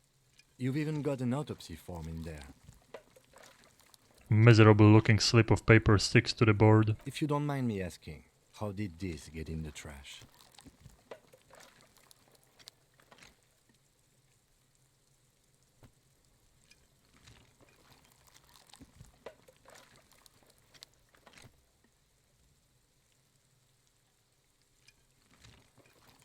I think I didn't want to be a cop anymore, so I threw it away. Well, he doesn't know what to say. We found it. You should take stock of what remains, just to be sure some has not made it into the hands of the RCM's adversaries. Organized crime and the like. There might have been police secrets in your notes. Okay, I'll do that. It would also not hurt to start taking notes on the case. Now, tell me what your eagle eyes see. Or are we finished? The mug, I'm getting the mug. You pick out a broken mug with an oddly racist depiction of the yellow man frolicking in saffron. An antique? Only in its social sensibility. The container sounds a muffled gong. That's one thing off the list. I think we got it all.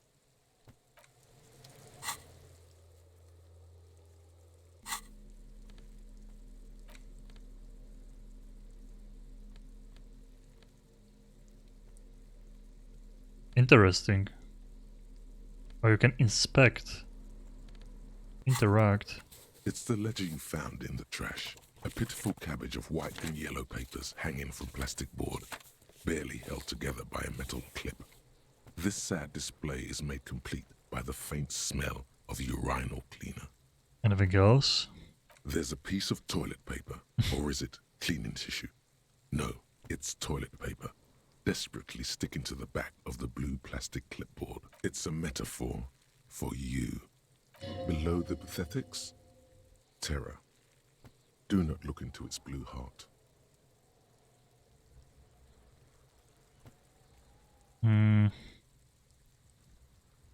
Expect the toilet paper. It's just toilet paper sticking to the back of the plastic clipboard. You can take it off if you want. Leave it there, it's cool. Take it off. Still wet, the toilet paper peels off the plastic easily. All you have to do is shake it off with your finger and voila! The ledger now looks marginally better. Inspect the clip. An aluminium block runs the width of the board, biting down on the paperwork. Run your fingers. The surface is interrupted by a silvery sticker. It's rectangular, sparkling with iridescence. You don't know how you didn't notice it before. Hey, Lieutenant, what's this? What? That thing. It's a halogen watermark. We use it for adding information to RCM property. What kind of information? It depends. Aside from an anti-counterfeiting stamp, mine has my station number and address. The information... Maybe yours will have how many cases you've solved. How many years you've been on the force, he's thinking. How can I read it? Any capable light with the right wavelength will do. All RCM vehicles have had lights designed to reveal halogen watermarks. Mine too. This There we means go. you can read the watermarks if you just turn the lights on. Okay. While a bunch of sodden papers sag from the clipboard in your White hand, papers? they're not exactly white. They're yellowed in patches by sunlight and alcohol. And once in a while, there's a red stamp that exclaims, "Case files commit to paper." Work, strife, poverty, the Jamrock Quarter. These are handwritten logs of investigations dating back to January 51, this year. The exact number is hard to estimate due to missing pages. It's the middle of March. You have attempted 2 cases a week on average.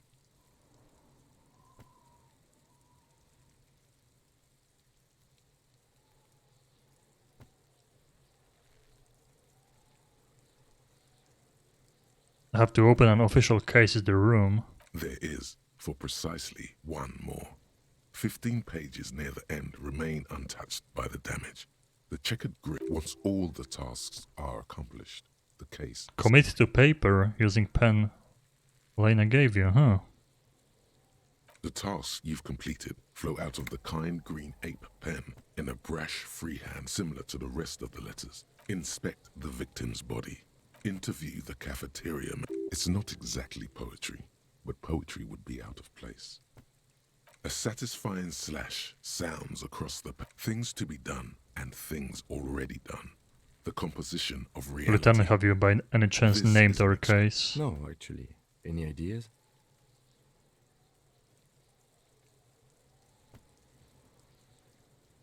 The Hanged Man. Great. That's great. That's actually what I was thinking too. The Hanged Man. Good, strong name. We have a very good name for the case now. I'm going to start calling it the Hanged Man. It's good we sorted this out.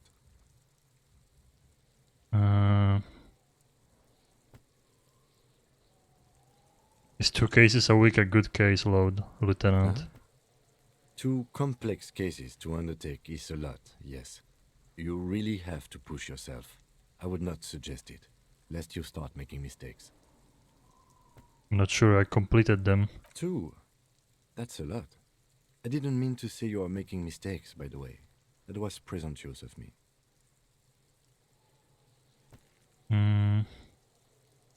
I'm sure I made plenty of mistakes. It's okay.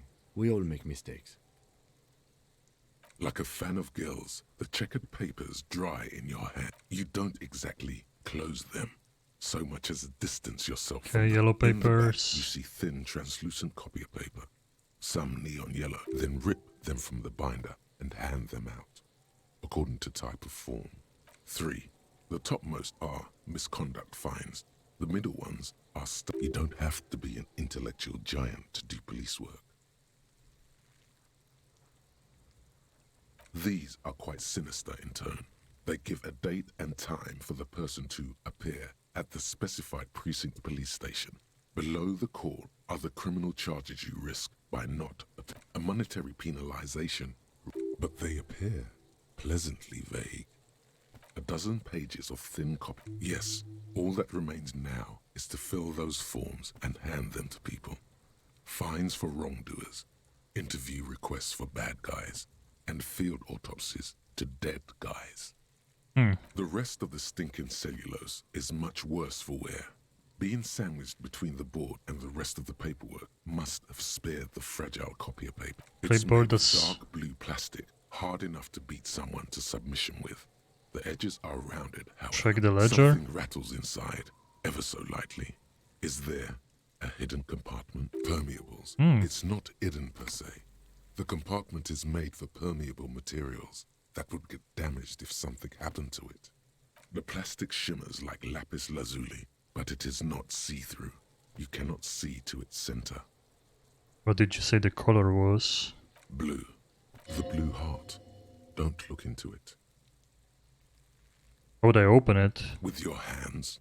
You 4-sized pages hang from the clip screwed to the top of the board. Open the hidden compartment. I mean, if I try it now... I guess... Hell yeah. The two sides of the board appear slightly misaligned, like a drawer that's come off its slides. If you bend the plastic on your knee, slowly, the slides snap back into place. It should be possible to just, you know... Slide the drawer open. Without resistance or sound, the two panels move against each other. The compartment is now open. 2 ticket stubs and a handmade postcard. Pick up the ticket stubs. 2 octopuses are smiling, reaching their tentacles toward each other in the colored pencil drawings. The tickets permit access to the zoo in Revachol East. The aquarium costs extra. These let you go there too. Whoa. Pick up the...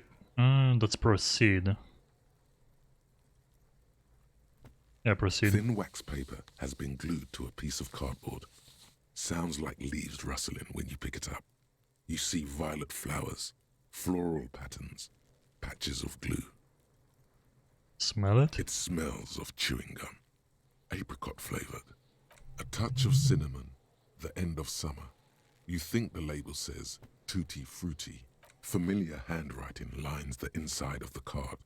Looped, round letters in a woman's hand. A young woman in her 20s. There is care, effort, and a smile, you think. Although that is not something you can read from someone's handwriting. Harry, it begins. You're already reading. I wanted to write you a letter so you can read it when you wake up. Maybe it will make you happy. Throw it away, please. Keep reading. Your hand shakes, holding the card. Every morning when I step out and you're asleep behind me, it says, I find a little piece of sadness in me. I carry it in my chest, down Voyager Road. Every step I take, it grows. By the time I reach the fuel station, it has filled me entirely. I step onto the light rail and look back. Sparks fall from the bow collector. I know it will be like this until late afternoon, when I get off the 42 and walk back to you. You. Every step I take will get lighter. It almost makes me run. Sometimes I do. I can't believe I met you. Kisses, kisses, kisses. You feel the air sucked out of your lungs and the blood sucked out of your head. What happened there? Everything around you gets dark. Small white dots appear. Okay. You feel the ledger slip from your hand. Damaged ledger lost. No. Hold on. Fall sideways. Oh, hold on. To what? There's nothing. Detective, is everything alright? Okay, fall sideways. I mean, we got some information from this, right? Like, if that note is to us, then we got the name at least. Wait, is this the beginning of the game or did I die?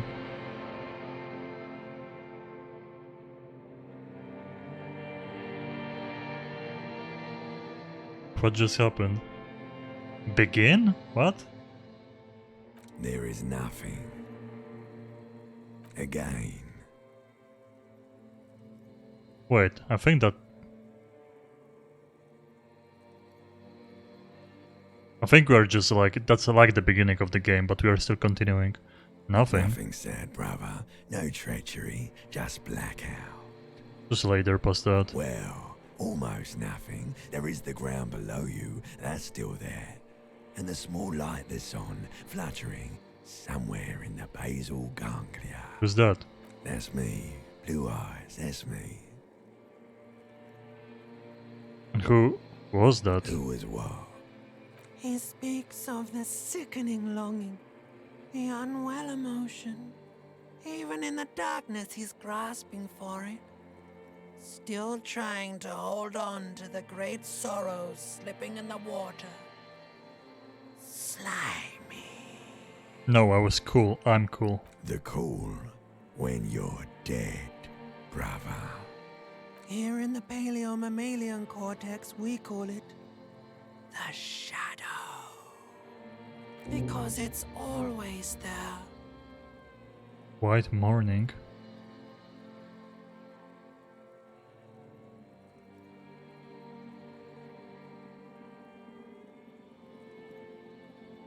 Where is Voyager Road? There is no Voyager Road. There are no roads, no houses, no lights in the windows. It's all on pause. Was that the X something? The bloated corpse of the past resurfacing. No, it was beautiful. Beautiful. Believe me, stupid ape. Its lack of beauty was not the problem. You know, I'm just lay there motionless. You think they would let you? Until you disintegrate into biomolecules? No. Someone is breathing on your face now, inspecting your pupils, stupid idiot. What is that? It's cold. Yes, they're pouring something on you. It's in you. And it's delicious. Glowing lights on a dashboard emerge out of nothingness. Where am I?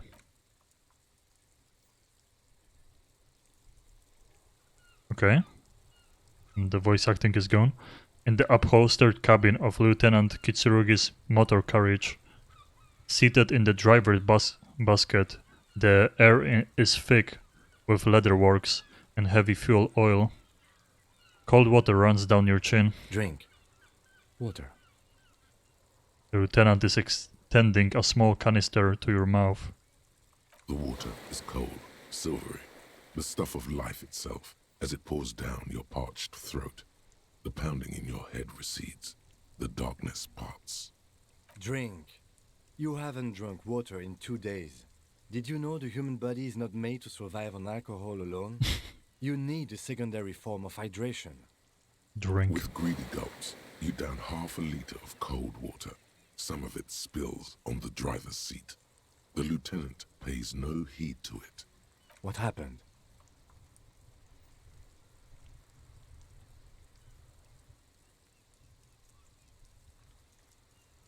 Dehydrated.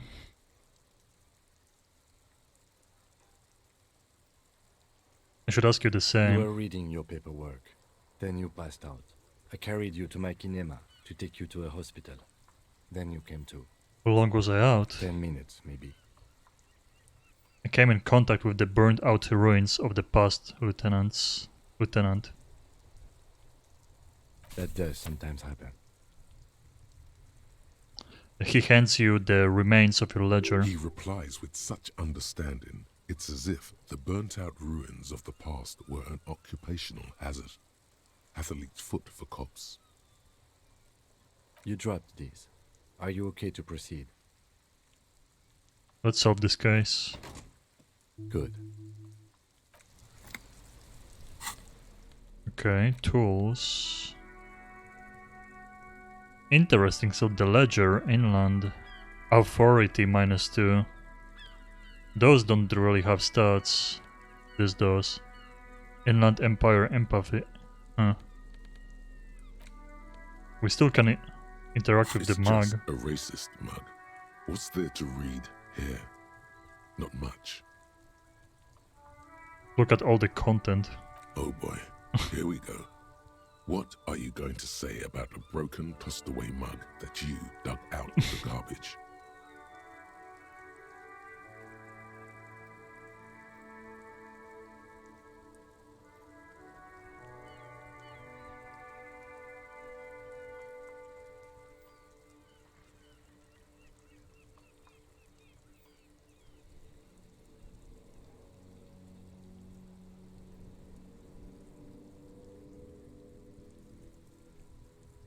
Interesting. This mug is an example of prejudice. I'm going to use it as an example of what not to do.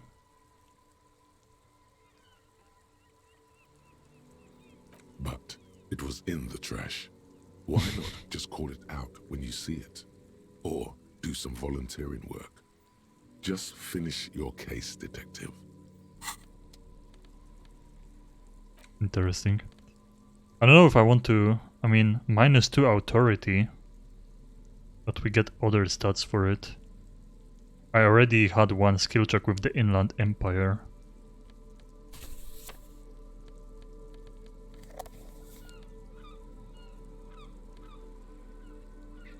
-2 authority.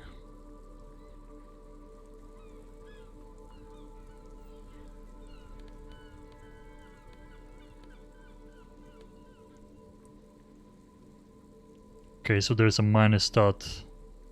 Oh, both on both shoes and pants actually.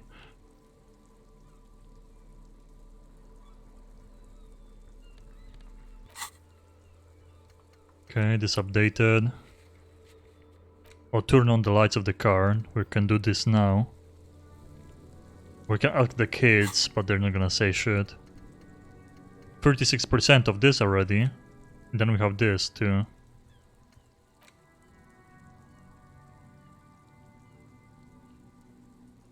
Temporary research bonus.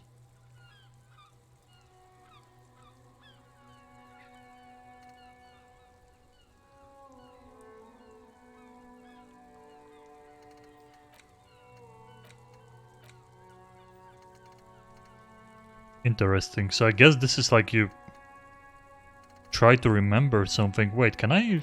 do I have more slots? Unlock, huh.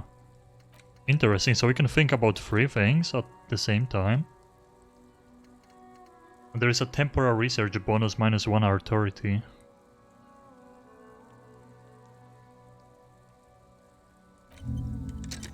See, we can... oh wait. Stop, stop. No, it's... I guess it should work on both of those at the same time now.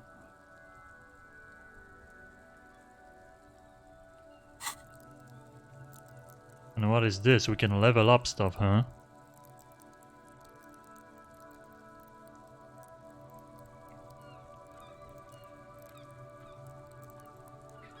Yeah, I guess we have a skill point that we can use on one of those things.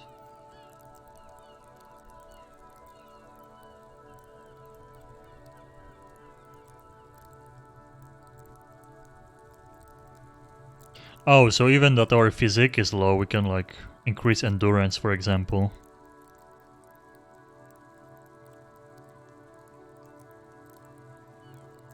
That's kinda hard actually, what to add points to. There's a lot of things. Art in the world. We already have a point in this, I guess. Yeah, because learned skill, signature skill. So this is my signature skill, that's why. I guess I can add a point in logic.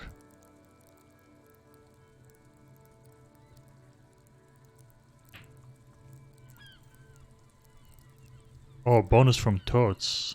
+1, interesting. Oh, authority 0? Oh, I guess because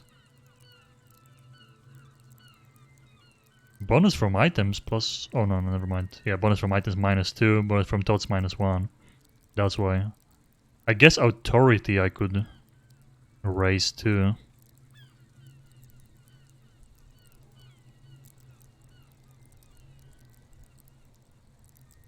Oh, so this is being sneaky. Sneak under their noses. Pick locks and pockets. Oh. Poker face.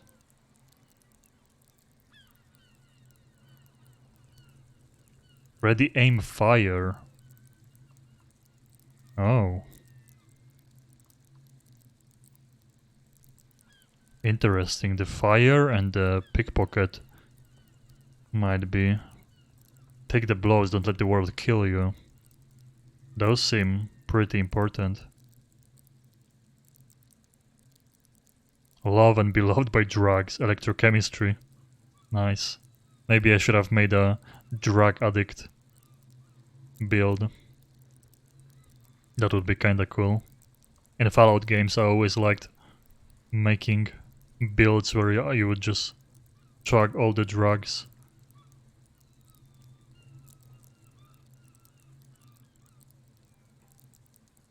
Charm.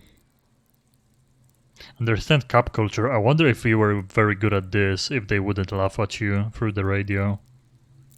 Apparently in this game like everything can change, so... Keep your morale up, that could be good too. So far my morale is high, but... I might just... I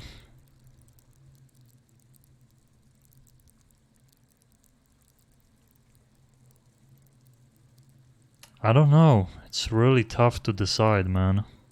Volition. Keep your morale up. I feel like the morale might end up being really important. If I do bad things. I kinda want to do bad things. Hunches and gut feelings. Oh, we are high when it comes to that though.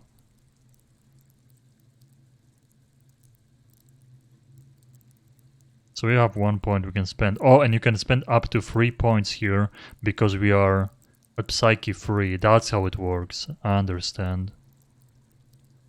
Okay, I get it. I'm just gonna add a point in this. Like this can be...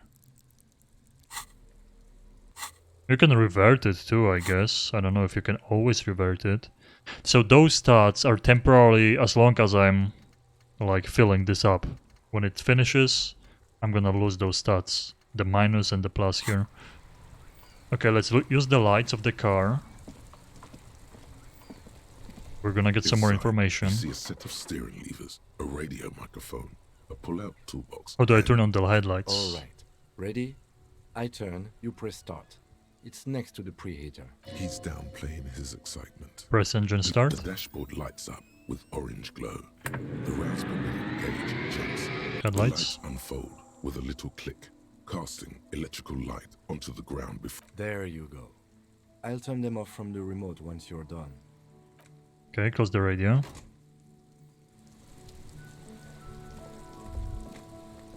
As you hold your ledger's clip under the headlamp, an iridescent hologram appears. A street grid and the veins of a great river. A familiar sensation washes over you. There she is. Revachol West. There is a note of pride in the lieutenant's voice. Around the borders of the watermark are dozens, no, hundreds of micro-perforations. Look at the perforations. There are many of them, and they are divided into 3 separate rows. Tally up different rows. The first row has 18 dots.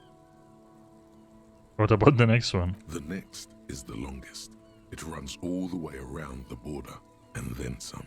Count them individually. You count 216. Oh, morale again, if I lost it. Considering that nice, large number, a wave of pride washes over you.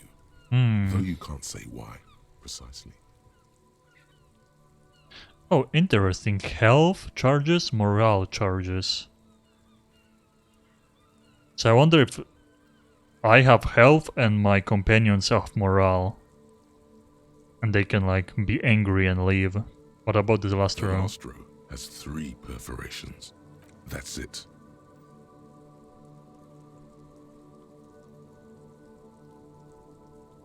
What do all those holes mean? Point at the dots on the watermark. Those are perforations. They represent your record as an officer of the RCM. They are your statistics, as it were. I should have guessed you'd keep a record. Officers often do. Let's take a look. Alpha male officers who are proud of their numbers often do. It's meant. The first row represents your years of service. 18 years. Okay, not bad at all. What did you do before you volunteered?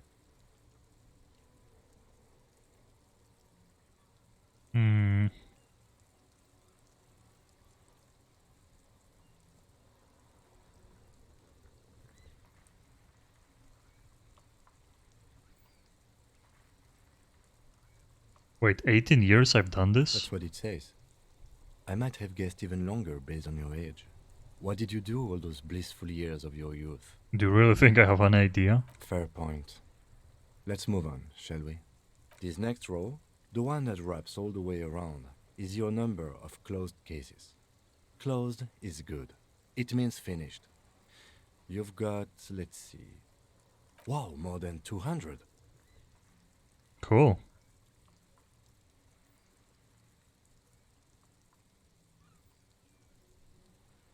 Is that a lot? It's quite a lot, even for someone who's been on the force for nearly 2 decades. Usually, clearing more than 10 cases a year puts you in the 90th percentile of all RCM officers.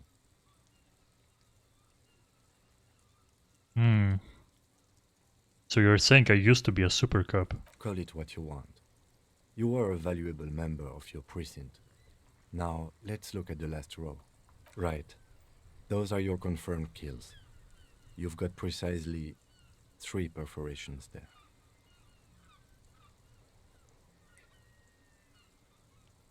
So I'm a killer. For an RCM officer, especially Precinct 41, which is in the Jamrock quarter, it's rather tame. I mean that in a good way. There are certain officers who treat their kills like some kind of ghoulish game. If they do happen to solve a case, it's usually by accident. It's obvious the lieutenant doesn't think very highly of these officers. But it seems as though you are, or at least were, one of the good ones.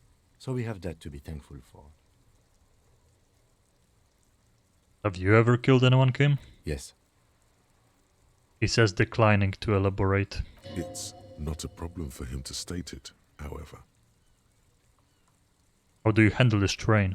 Everyone has their own method of coping. Some more effective Copium. or self-destructive than others. Gives you a meaningful look. Personally, I find it helps to keep up a few hobbies. Maybe I should find a hobby. Why not gardening? You've already got the gloves. I like gardening. He points to your yellow gardening gloves. It's meant in earnest. Please don't mistake it for a jab. Thanks for this. The lieutenant nods. Look at the shimmering street grid. The rectangular watermark is overlaid with the logo of the RCM, and yet the major arteries of Revachol are all recognizable. They shimmer in the Kanema's headlights. Wait, look around you. A rat brazenly darts past you and disappears amongst the stopped lorries. In the distance, a child somewhere shrieks. A woman reprimands her in a voice no quieter than the child's cry. Ah, Martinez. He smells the air and says, Where are we on this? Point on the halogen map. Let me see. He takes the ledger for a moment and inspects it. Right here. He says his finger near the top of the map on a segment of coast jutting out into the great ocean. Seems nice. No, it does not. The lieutenant says without optimism. Okay, let's go. Right. I'll go turn off the lights. He presses the remote control on the key. Cool, we solved that. Okay, so we can... let's ask the kid, let's go to the... inside and ask them too.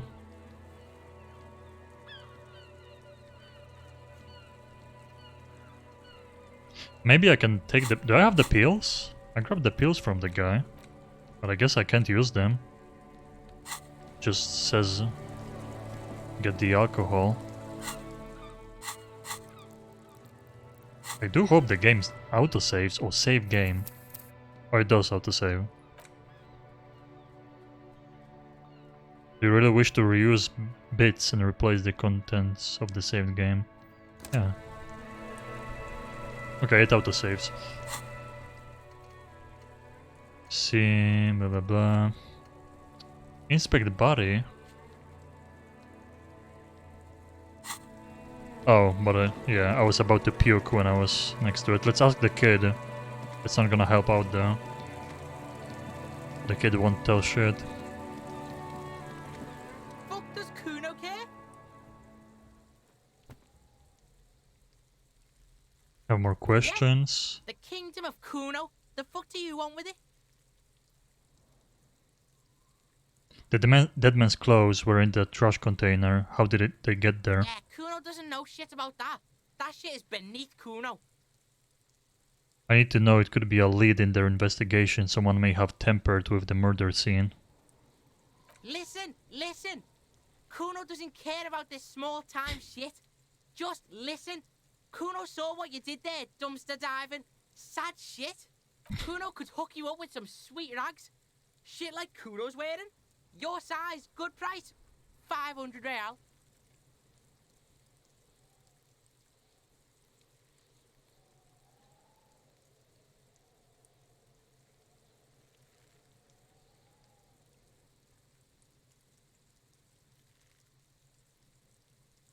I asked you what happened to his clothes. You must have seen them lying around. Kuno ain't seen shit lying around, except for that up there. Now you want performance gear or not, Grandpa? The lieutenant remains silent, but his expression couldn't say, "I told you so." Entertain me. What's so great about these pants? Pig, these are found modulars, liquid fit, performance crotch, urban survival shit. Made in Mirova by scientists. Pants scientists. Believe it, you need this shit. I bet. Ken zips his jacket to give you a quick peek at the plastic wrapped pants. They're graphite black and look brand new. These could drastically improve your chances of survival in the urban wilderness. Coach Physical Instrument endorses these pants. They are tartan ready. They will also make you into an idiot.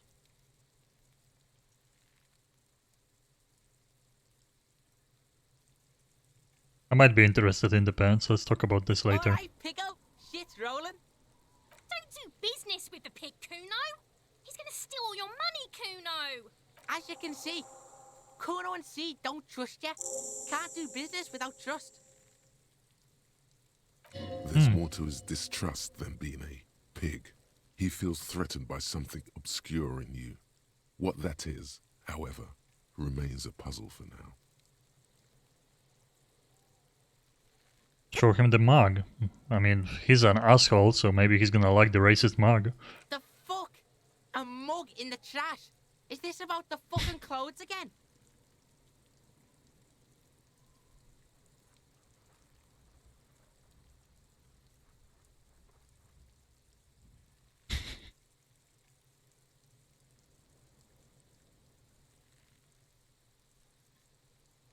Yes, does this racist mug have anything to do with it?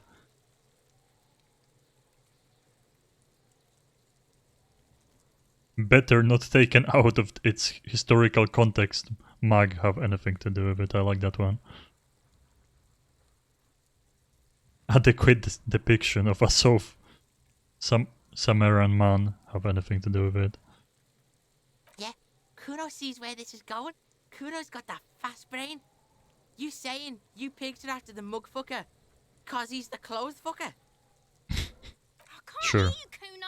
Speak louder, Kuno. That's exactly what I'm saying, Kuno. Someone has tampered with the crime scene, cleaned some of it up. Shit, that's tense. Someone's going to the beat-down basement, huh? Mug guy gonna get tied to the radiator. He nods in approval. Kuno doesn't know who put that shit in there. And if he did, he wouldn't squeal. But if you find out, maybe you can... Tell the Kuno who it was. He's curious. He likes putting 2 and 2 together here. Okay. Turning into a pig, Kuno. They're trying to get you hooked on the snitching.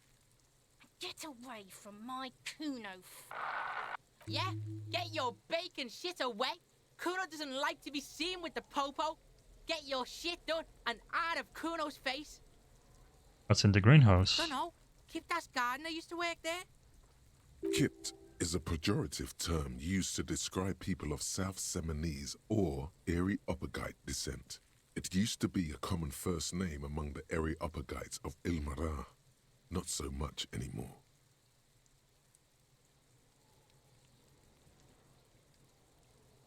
You mean the young woman? Look, Kuno doesn't explain shit. Kuno just says shit. Yeah, her. What was she doing in the greenhouse in March anyway? What kind of gardening is done in March?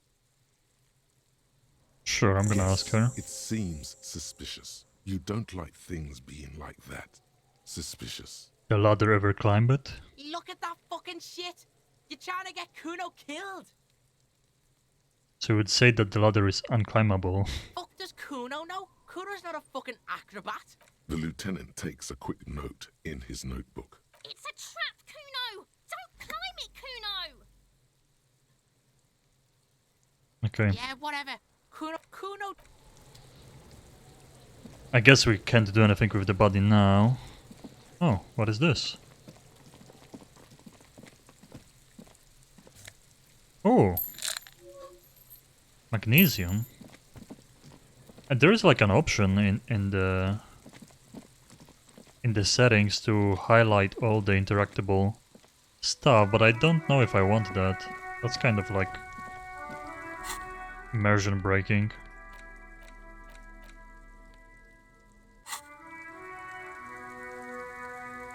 Okay, wait.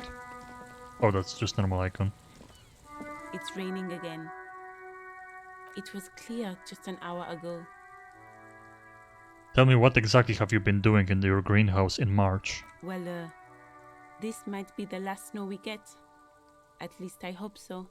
Snow has nutrients in it. Helps everything green up in the spring. At least that's what my grandma always told me. Yes, think about the cute grandma, not the weird snow. Squint your eyes and look at her intently. Stop looking at her. Look around. What do you see?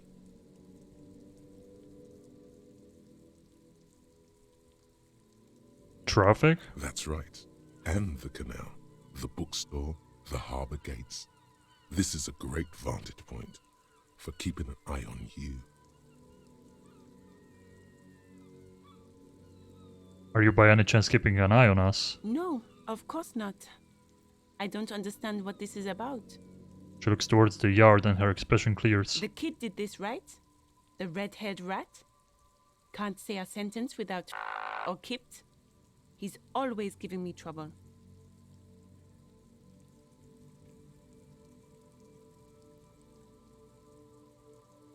How many hours talking Maybe to him? you shouldn't be. I mean, you do your job, but that kid is beyond help. And he certainly won't help you. She shakes her head. You've been resting here for quite a while, haven't you? Yes, I'm tired. I understand. The RCM isn't welcome here, and the locals want to keep an eye on us. There's silence, the smallest of smiles. That's okay, miss. Do what you have to do. I think we're done here. Let's go.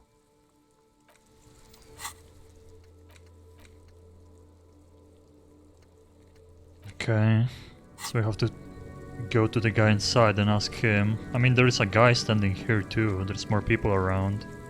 Just don't know if we should be.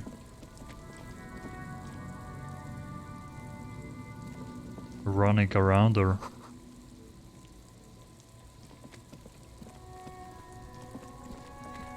Oh, is this money? No. It's a bottle.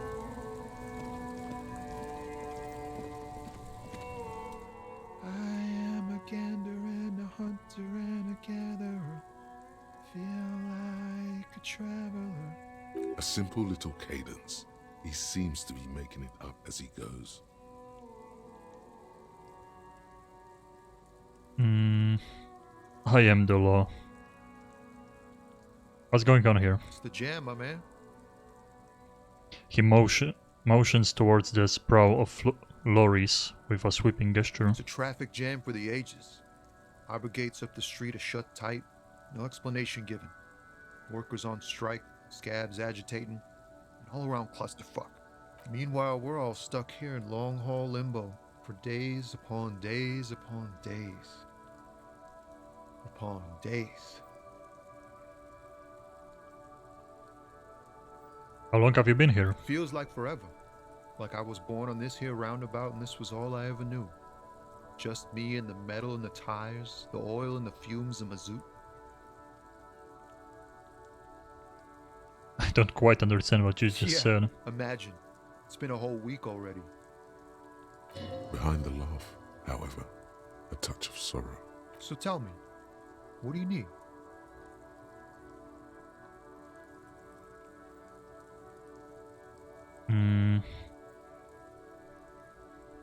Know anything about the dead man? The one hanging behind the hostel there? He ain't one of us drivers. I know that. All accounted for. Otherwise, I haven't really asked about that. Been wasting time right here. Keep him busy. It's easy to see he's telling the truth. He's kept his nose out of the dark stuff. Busy with what? Analyzing the fundamental structural and psychological conditions of being stranded in the midst of a sea of motor lorries. Oh yes, and indeed. Sad, despondent chauffeurs. And your conclusion? A sense of surprise there ain't more bodies hanging from more trees. Got any smokes on you? Nope. Don't smoke. Some of the other drivers do, though. There's still a few around, waiting for the jam to disperse. Or waiting for the sweet release of death. Yup. Nothing wrong with that statement. First failure. Nothing to add. You left the ask around elsewhere. You could also check the kiosk down the street. Frit. With 3 T's. What are you holding anyway? Sounds weird. Oh, high-grade narcotics, illegal firearms, stuff like that. Relax. He's merely joking.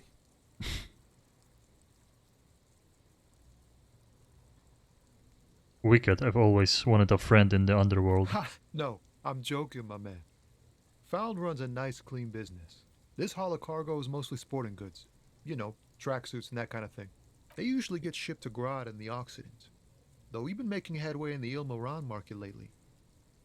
Could I get one of those fallen tracksuits? We're pals and all, but I can't just freely hand out the merchandise. The bosses won't be happy.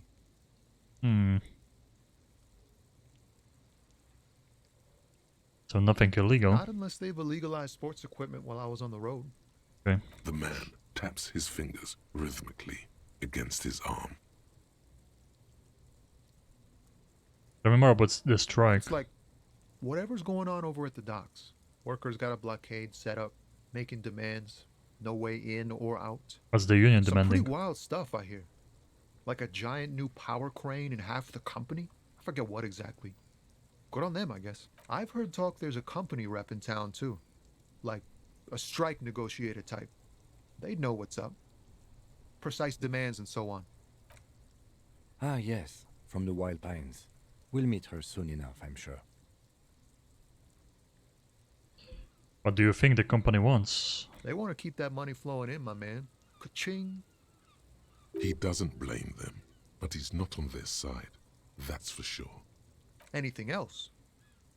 Yeah, this ain't really my area of expertise. I just do my job and get paid. I have things to do and places to be. All of us do. Us lorry drivers. Camionneurs. You still hang around here waiting for this mess to end. Most have scurried off somewhere to get drunk or high. Or laid. Not that I blame them, really. Not my you? thing. Chasing transient pleasures is a drag these days. I prefer the examined life now. Thinking, reflecting, observing. What's better than chasing transient pleasures? The more transient, the better. When one's ended, you can get onto the next one. I'm Don't good be a for now. stranger.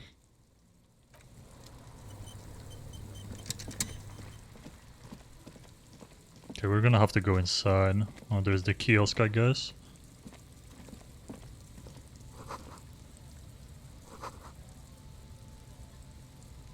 I mean, those people will probably not know anything. Let's follow the leads for now. I want to finish the missions we have on us right now before continuing. If only this song, I guess I would get bored of it by now. But this is my favorite song so far that plays in here. Can I help you? Here's your key. Thanks. I hope you found what you were looking for. I found the victim's clothes. How strange. I certainly didn't put them there.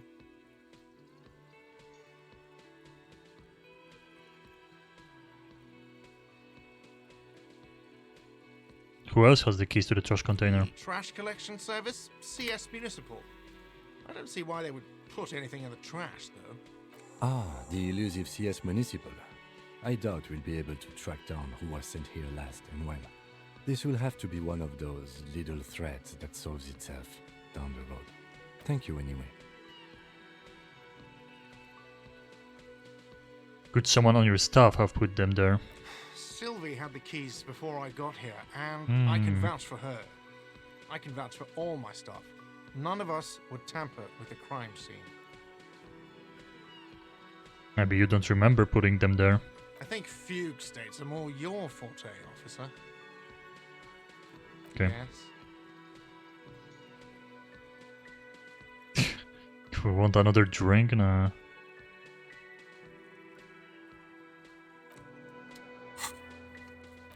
I mean, we have to find booze and drink it. Oh, Monday and hidden. Interesting. So it's days. Based on days and stuff.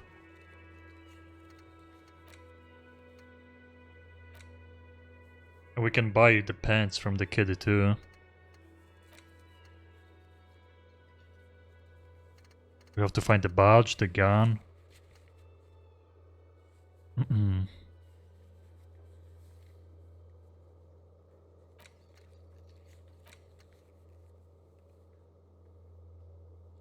Oh, we were supposed to call the girl too. We can't inspect the body. For now, at least.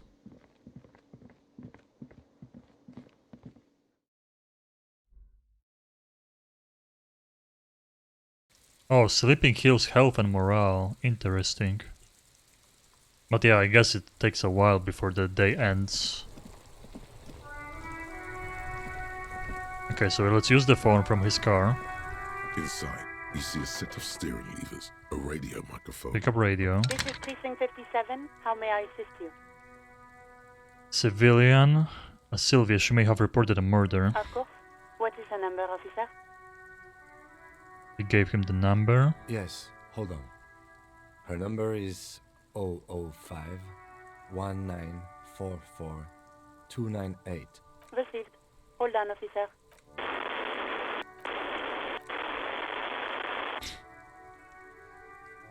Start slapping a marching rhythm. Give it a minute.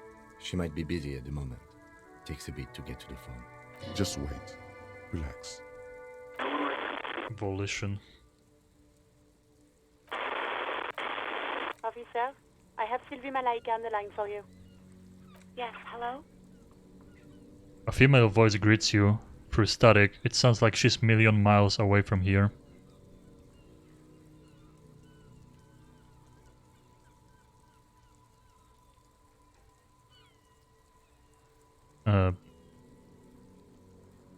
Did we meet? I guess maybe, but...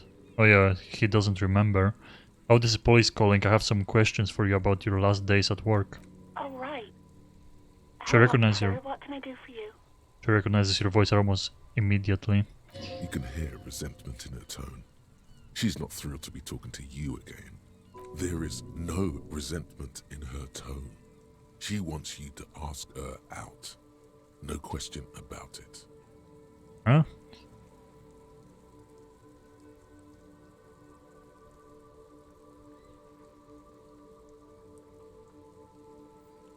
Have you seen my badge, my gun? Well, let's not start with those.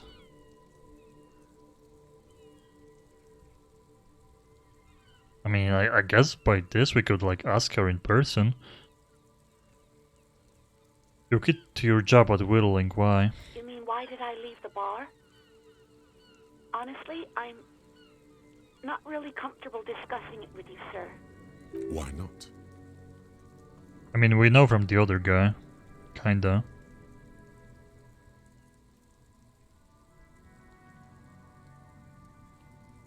Okay, did you leave because of Garte? What? No, why would you even think that?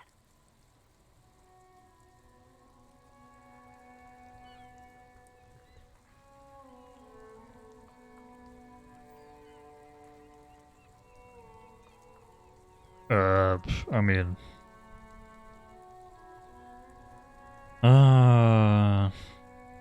And now I regret going there. We had better questions to ask. Okay, he told me he asked you out. Are you saying it didn't happen? Please, don't bring Gart into this. It's none of your business. I already said I don't want to talk about this. You're messing everything up again. Was it you who called police? No, not me.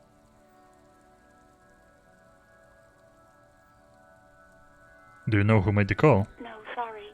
I don't. Not a lot of people have phones around here. Copper thieves take the wires. People don't have the money to have the cables put in again. They use the Union's phone, or the one on the coast. So the Union has a phone, and there's one further down the coast. Got it. It was someone else. We'll find them sooner or later, officer. It just might take a while. But why didn't you call? What? Of course it bothered me. But I thought the Union already knew about the corpse.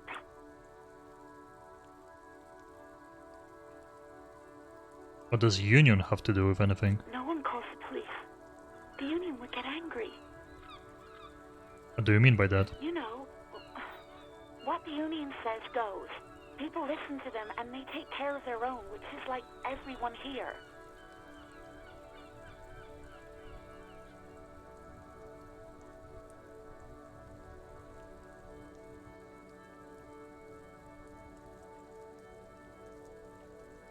Can push on, back off. Let's ask Kim. The Union and the law around here. Legally, no. In reality, yes. Martinez is de facto policed by the Dock Workers Union. Words are not necessary to feel the lieutenant's discontent for the situation.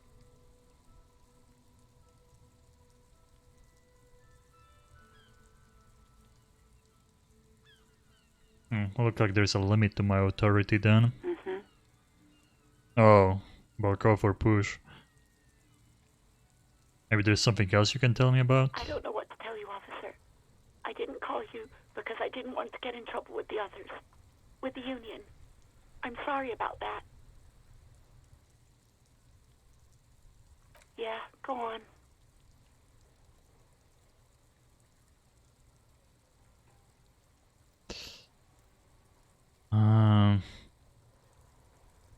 Oof. I don't know if you want to ask those. I guess. Have you seen my badge? Yeah, I know who you are. You're a police officer. The law. Oh. This exact conversation has happened before. Establishing authority before this young girl seems to have been important to you in the past. Don't go there again. My badge is missing. Have you seen it anywhere? Sure. Oh, no, I haven't, sorry. Real policemen have uniforms too, by the way. Where's yours?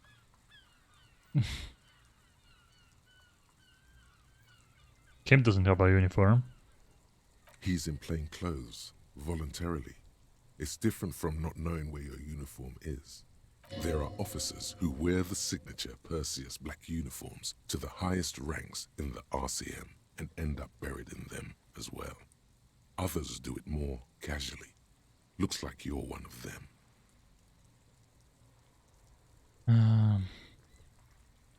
Do you know how my paperwork ended up in the trash container behind the whittling? Well,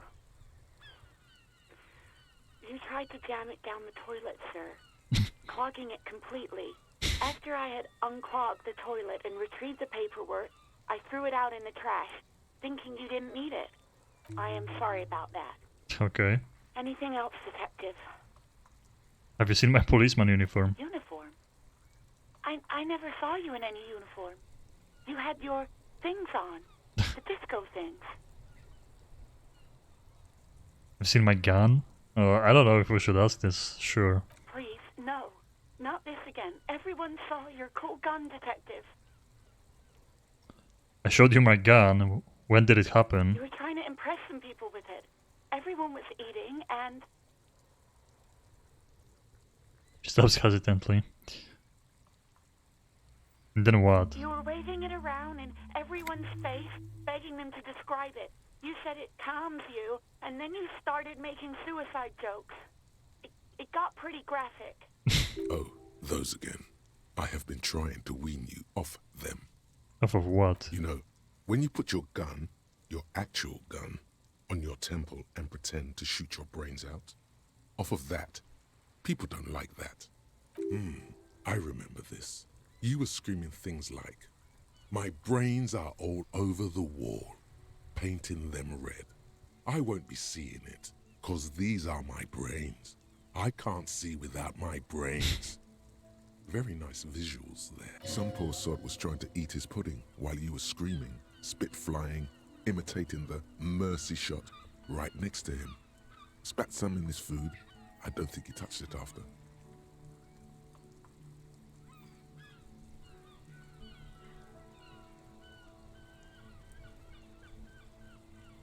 Just conclude. Yes, but what happened to my gun? No idea. All I know is next you were waving around money instead, saying things like, "Big bucks cannot lie," and "Guns can't buy money, but money can always buy guns." It almost looked like you pawned it. But believe me, I did not ask. Oh. Okay. Maybe there's a pawn shop somewhere in the town. Do you want to grab a cup of coffee? No, absolutely not. Oh, oh no, I lost morale. Oh, yikes. Thanks. I do hope so. Please, don't call me again. Oof. Bye.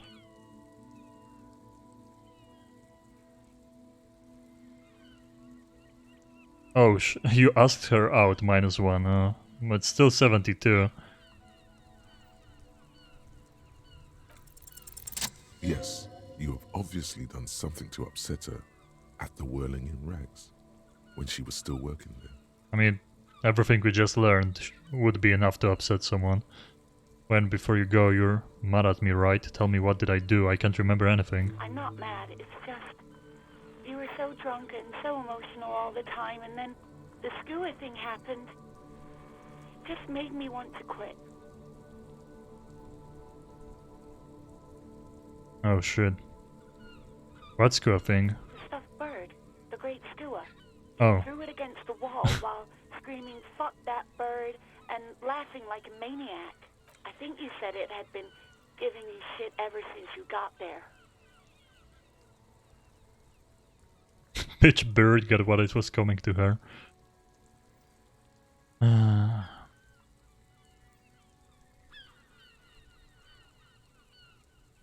Why do I always end up screwing everything up? It was a pretty bird, there since I started working in whirling. I really liked her. We call her Scotty. There's genuine sadness in her voice. You were telling me that I was the one who made you quit? Yes, obviously. You were the worst client I'd ever seen. And I have seen so many assholes in this place. I've had sailors fighting, union guys grabbing my ass, kids stealing booze. Once a guy was glued to the karaoke machine every night for 2 months. But you... I think I've heard enough. I bet.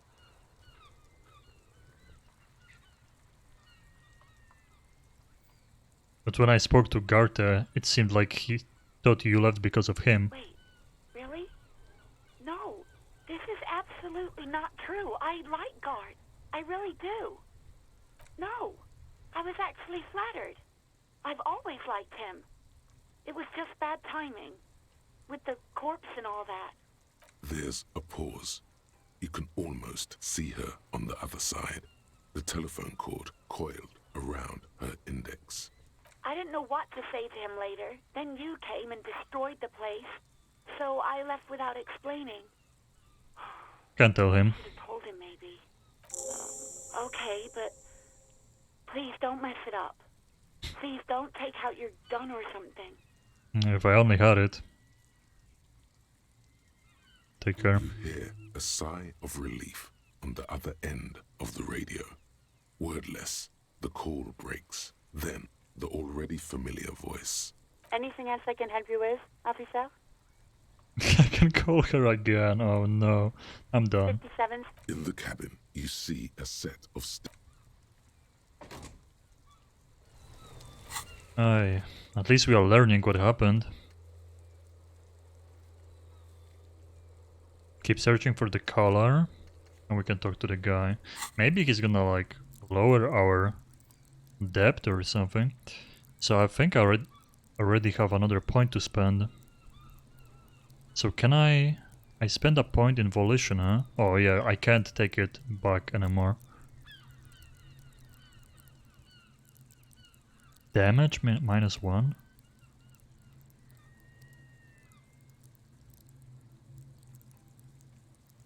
Perception. Perception kind of feels important. I feel like perception is important too. Seeing like things. But this is the crime scene reconstruction. I'm gonna add a point in perception too. Sure. Like we need things to at least be decent. We can be strong at some things, but at least we want to be decent at like perception and stuff. Not terrible. Oh, it started snowing, now it's like straight up hardcore snowing. Oh, interesting. So you can like heal like that if you have the charges. I wonder what's the limit on charges and if it's important to heal it up, or do you just keep it the way it is until you have like a 0 left and then you recharge it.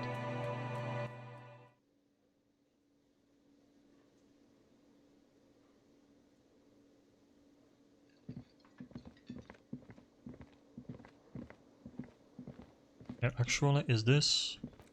Okay, let's save the game. Okay, I can easily tab out. Let's see, I want to check what's this situation with the Resident Evil beta. So give me a second.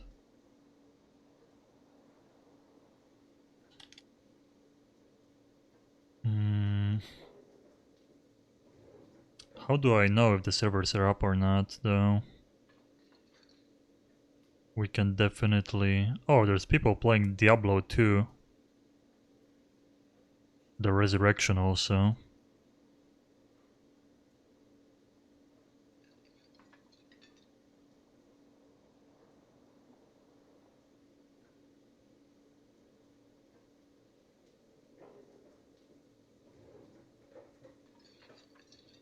Give me a second.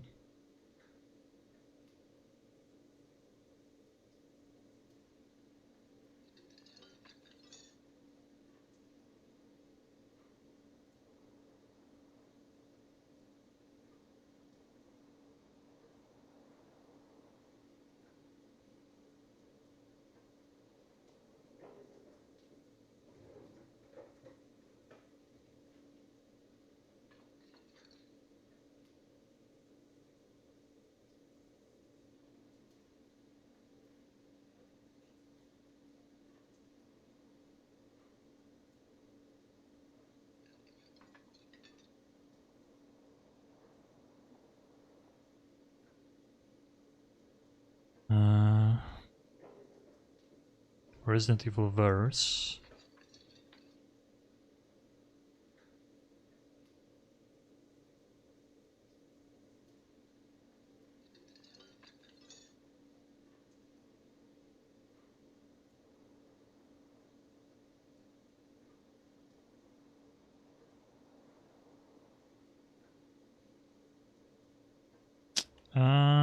Yeah, there's not a lot of people playing, so...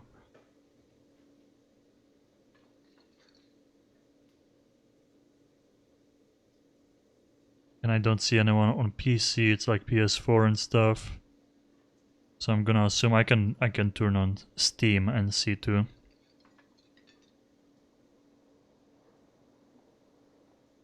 Let me check Steam.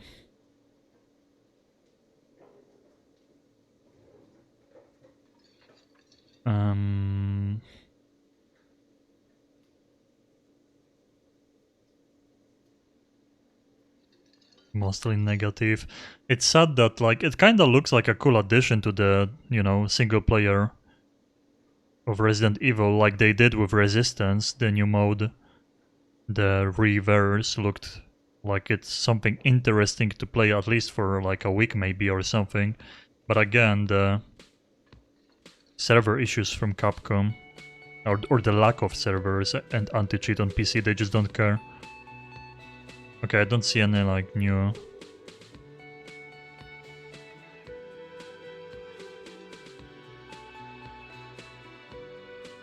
Yeah, I guess people are just still writing negative reviews, so probably the servers are still down and it's unplayable. I'm gonna keep checking though, because I kinda wanted to at least test it out. Kinda sucks. Okay, go back to Disco Elysium. Can I help you? I talked to Sylvie, she left because of me, not you. Wait, what? But what about the bird? The Yes, bird? the bird. I found it lying on the floor with a broken wing the morning she left. She didn't break it, I did. I threw it against the wall. You broke the skewer! His face is flushed with emotions. A rash covers his neck. I His assure neck. you it was him. It's as if he can't decide whether to be angry or relieved that it was you. Again. Why on earth did you have to break the skewer?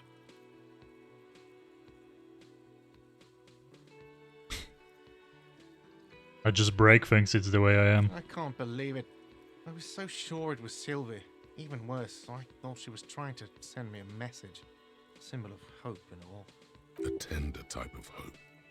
Something stirs in you. Perhaps this is why you broke it. All right. Did she say anything else? About me, you know? Did she say anything about me?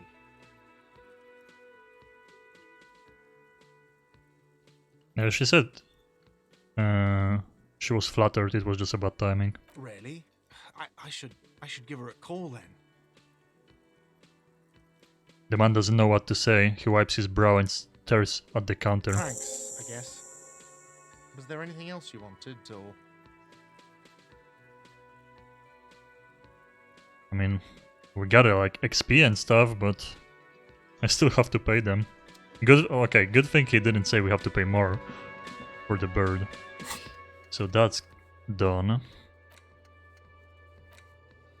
Nice. More and more quests done. I mean, are those gonna be just like always the quests waiting for me to find smokes and booze? I don't know if I like... I'm not sure if I want him to keep drinking and smoking and be a wreck.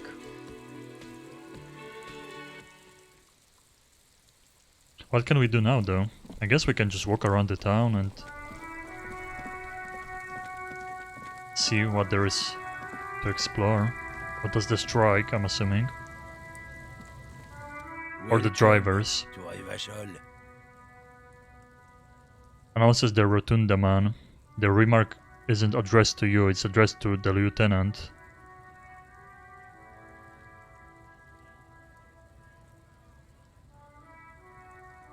Why are you addressing my partner like that? Don't you welcome to Revachol me. My grandfather came here from a 3,000-year-old racist isolationist culture, while your ancestors came to this island a mere 300 years ago. Every school of thought and government has failed in this city, but I love it nonetheless. It belongs to me as much as it belongs to you.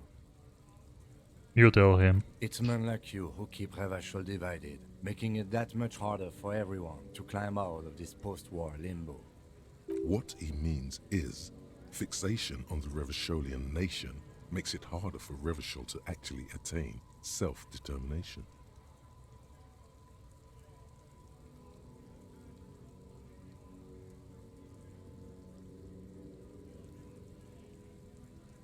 He's right, you're undermining our best shot at real self-determination. Oh, come on, man. I just said, welcome to Revachol.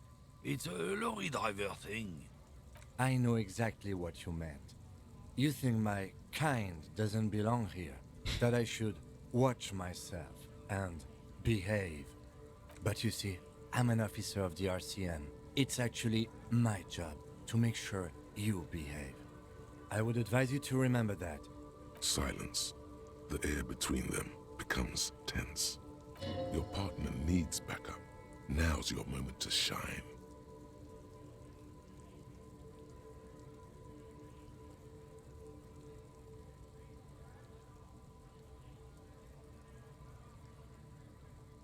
I mean... we want to keep high morale with him, right?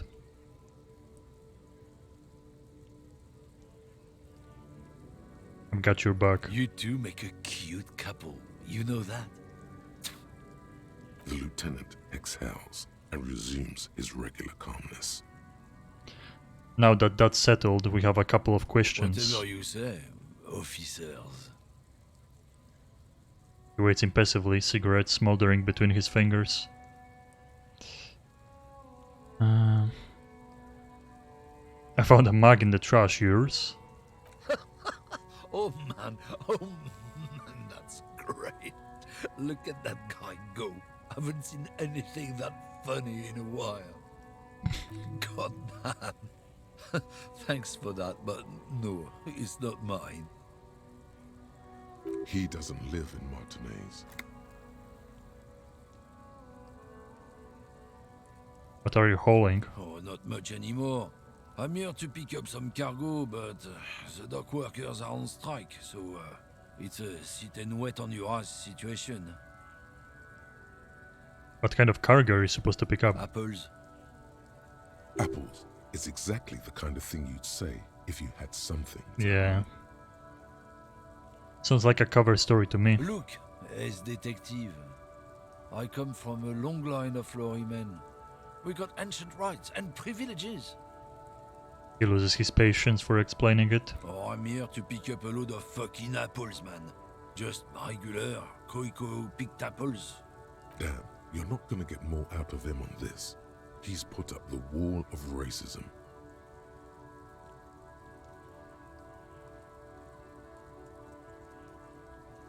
You said something about the rights and privileges of lorrymen. Yeah, they're a big deal.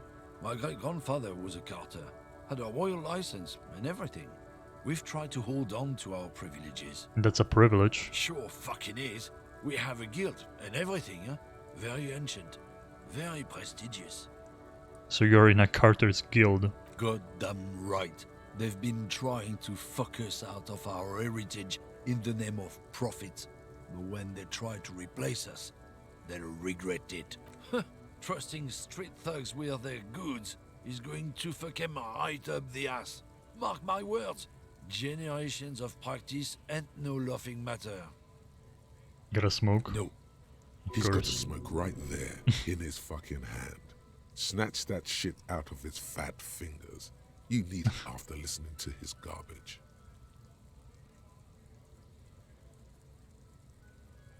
You're smoking one right now. It's my last one. You hiding smokes from me? Why would I do that? I'm an honest man. He puts out his cigarette and flicks a tiny stub toward the street.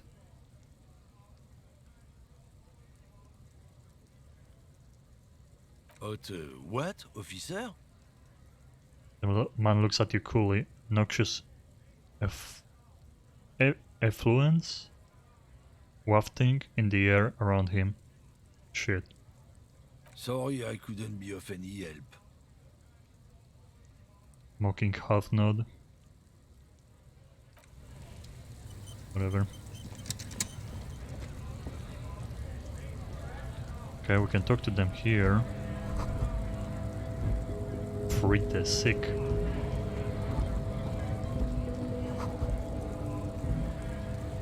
We can talk to this guy.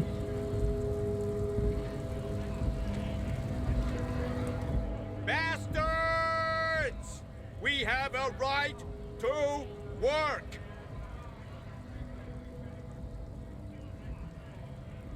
What's going on here? Hold up and stay frosty, everyone. Cops are here. You here to fuck with us? Beat the honest worker down. Why should I? We're here to fight for a cause. Stripes usually have problems with people who have causes.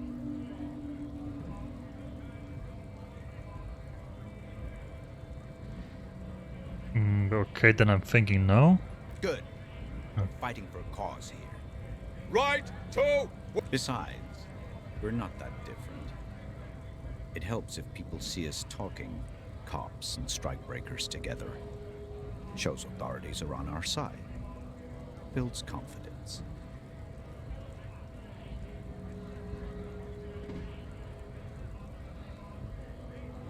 What kind of cause are we talking about? Rights of people. Rights of workers. To have gainful employment. To make a salary. And feed their families. His manner of speaking is wooden. The tone of voice bland and uninspired. Almost as if compiling replies from a set of learned phrases. So I wonder if this is the communist path you can take with those guys. Regardless, I have some questions. Maybe you should ask them the questions. Like, why we're not allowed to make a living here. Shame on you!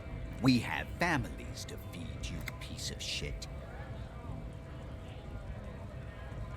So do we, Scott. The loitering man hollers in return.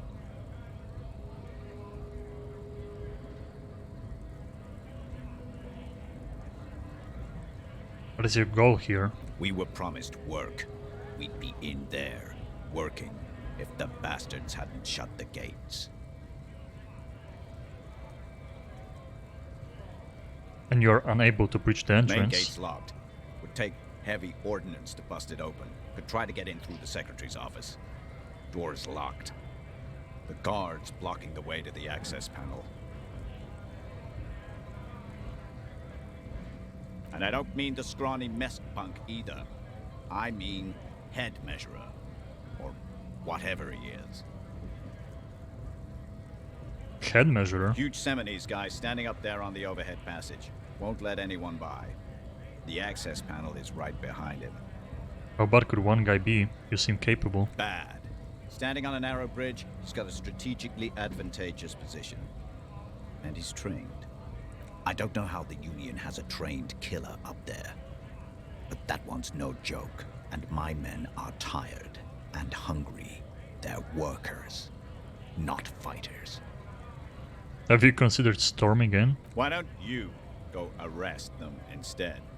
I'm sure they've done plenty of criminal shit. They have that look. It would be better for the neighborhood if you went home, at least for now, if you can't get in anyway. No! They will give up eventually. Or get drunk. Leave the button unguarded. Then we charge.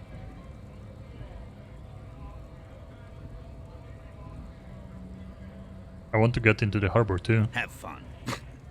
Union shits are on full strike. Don't think they're going to let you through the gates. I'm trying to meet their fat boss.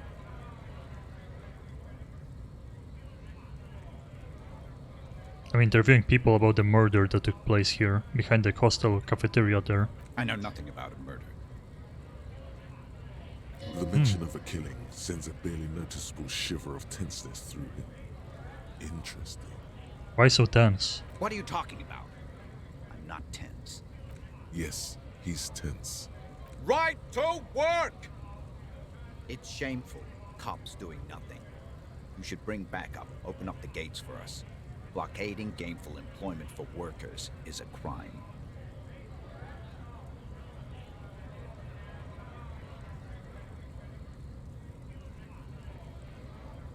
This really isn't my area of expertise. We are not picking a side in this just yet, sir.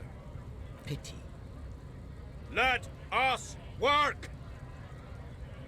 Okay, I guess I can't keep pushing him. Even that we know he's hiding something.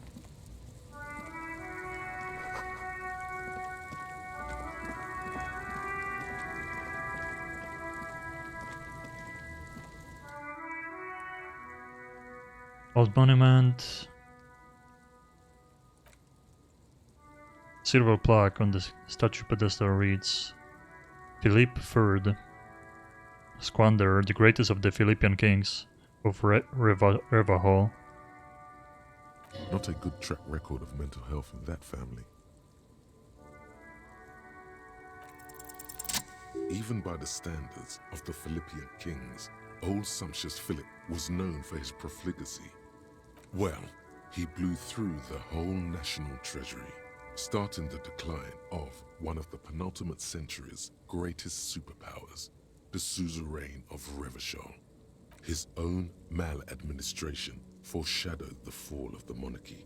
During the anti-centennial revolution, an end to his family line and the monarchy on the Insulindian Isola. How did he manage to blow through the entire national treasury? Stories have it that he had his bedroom converted into a treasure chamber, where he stored unfathomable wealth. Krugerrands, bars of gold, ornate weaponry, armor, and various chalices. There were whispers he slept on a huge pile of gold-dipped feathers, like some obese dragon, instead of a bed, like a normal person.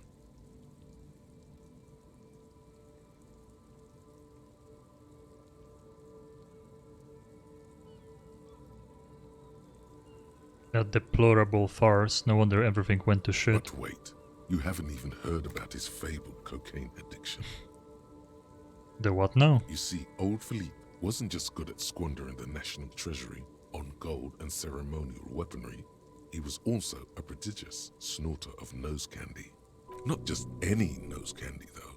We're talking Royal Philippian Blow, allegedly twice as potent as the stuff you find nowadays, and purple. Philippian cocaine was purple. Bloated druggy. That's what the revolutionaries said 150 years later, right before they emptied out the royal mausoleum and dumped His Majesty beneath the cold waters of the Insulindian Bay, thrown there by the revolutionaries after they cleaned out the royal. The original was blown apart by communards, then further damaged during the landing of the coalition's airships during the turn-of-the-century revolution, when Martinez was leveled. Most historians think the coalition's hasty landing may have ultimately saved the statue. If the communards had more time, they would have reduced it up to even finer pieces. Some years ago, a group of liberal, it's missing parts. Individuals, designers mostly, thought it would be ironic to restore the statue of the most wasteful ruler of Revachol in the poorest part of the city. The statue is supposed to capture the moment it was blown apart, like an instant frozen in time, a rare butterfly trapped in amber, floating on a sea of shit.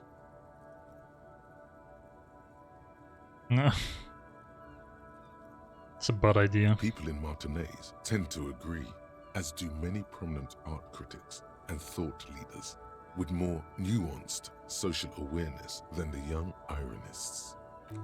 Philip III, the Squanderer, however, with his bronze face up in the air, doesn't seem concerned about what the hoi polloi think of him in death.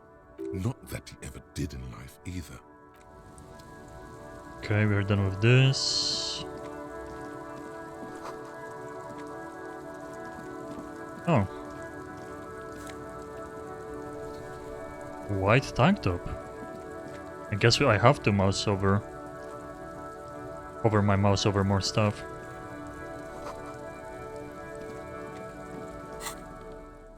Let's see. Close. Physical instrument +1.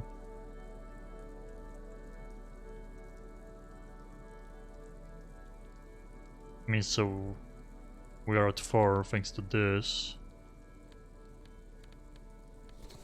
Oh, you can put it under. Hell yeah.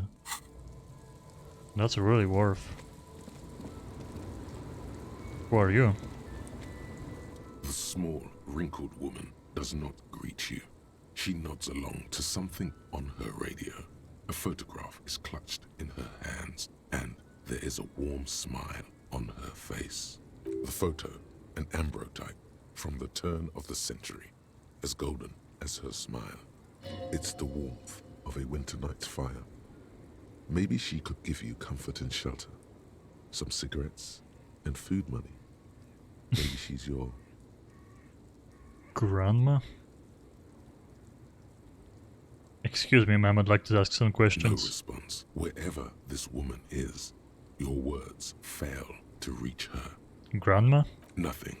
Her smile just keeps widening. Snap fingers? Wait. She's just a distracted old woman. Better to leave her alone. Why? Why? I just told you why. If you say so. Okay.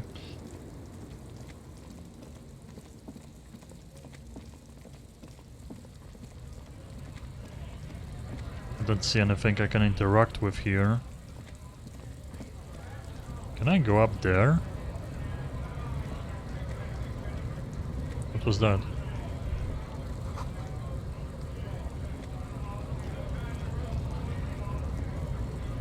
Scab? Asks a man with jolly eyes tilting his head. You're hazy on the notion of a scab. Smells like politics, though. Maybe it's got something to do with the flask he reaches for from time to time.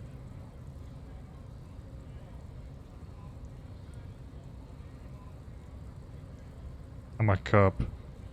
I was just messing with you. No one's ever seen a cop scab. Imagine, you cops going on a strike, but then another cop comes in and says, let us cop for less money. Speaking of, what brings the RCM here, to the Wild North? Come to see the strife?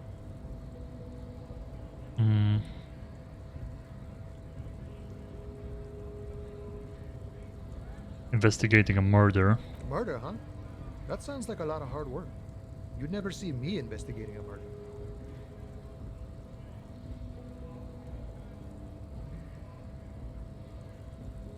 No idea what I'm doing. Maybe you want to help me solve it by telling me who did it. Of course, Policia. It wasn't me. You can rule me out. Easier that way. Should we? He's nice. I don't like nice. He didn't do it. It's the truth. Okay. We read through his poker face. Easy 8 versus your total 10. Interesting. So easy is 8, medium is 10. Most of my stuff is at 10.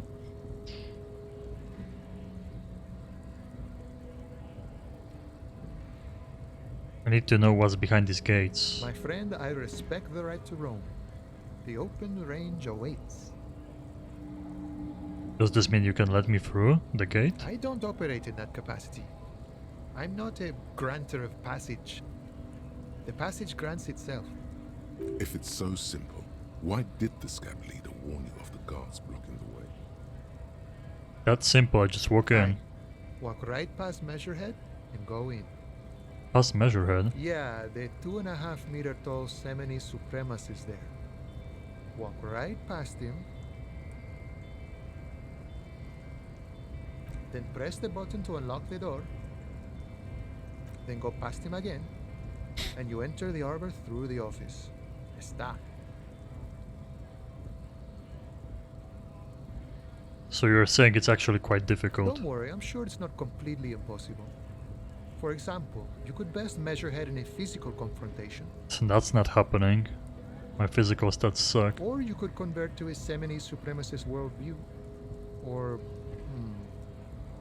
maybe it actually is completely impossible.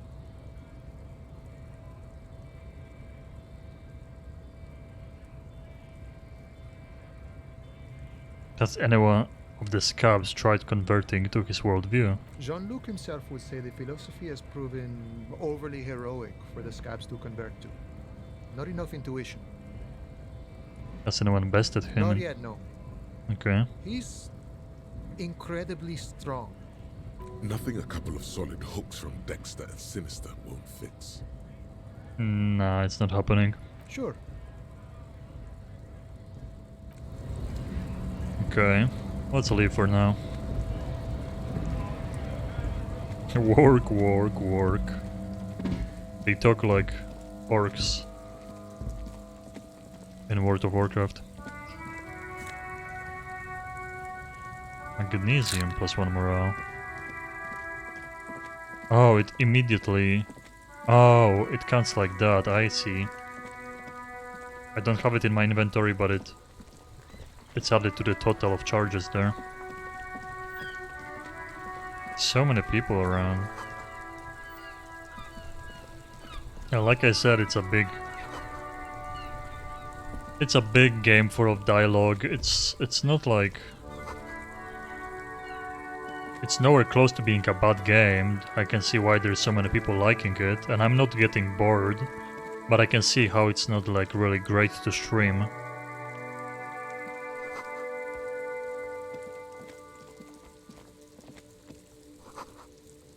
Pawn shop. Oh, let's see. That's actually interesting. I wonder if they have my gun or my badge.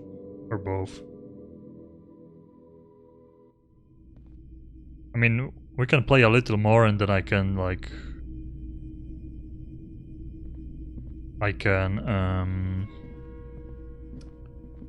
try the Resident Evil beta. And if it doesn't work still,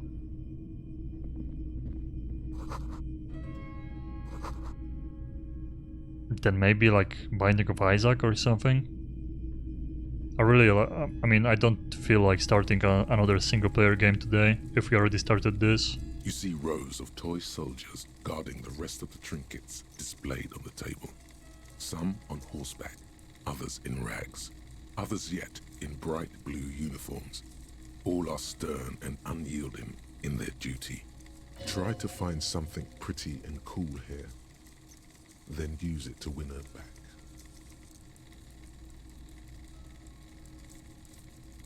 Win her back?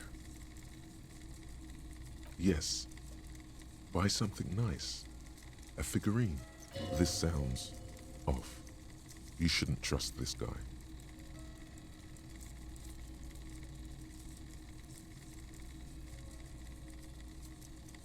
Dig up truly cool figurines.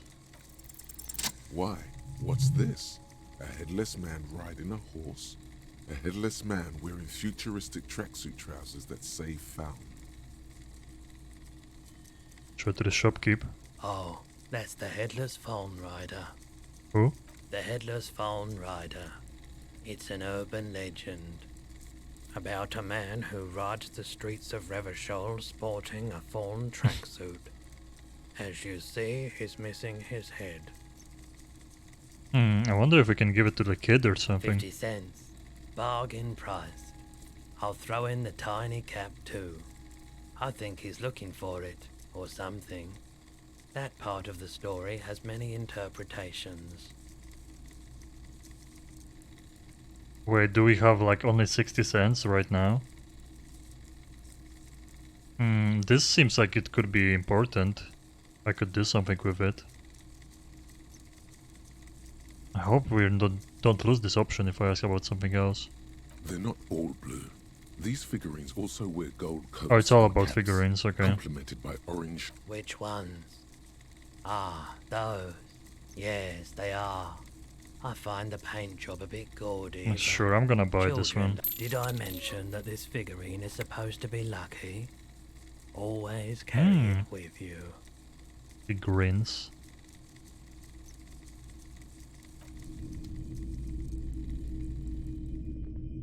The boomboxes on the shelf look well loved and well A traveled. boombox. Chipped, dented.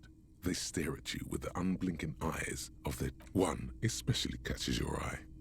Deep gold and amber plastic with a big old handle on top. A classic boombox that says Stereo 8 approved. This is you. Golden orange. A sunset suite. Just make sure it works before you buy it.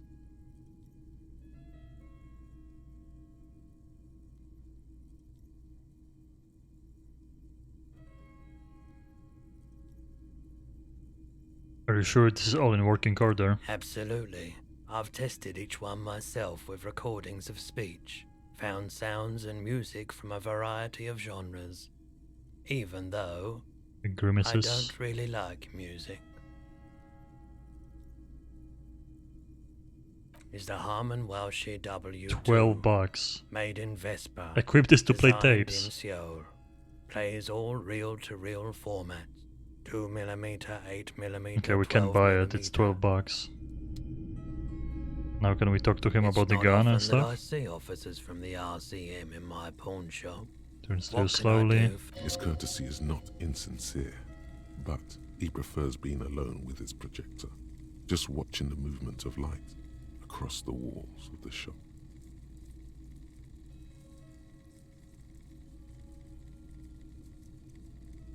Have you had any trouble I lately? haven't had any problems myself, though some of my customers have complained about inconsistent law enforcement.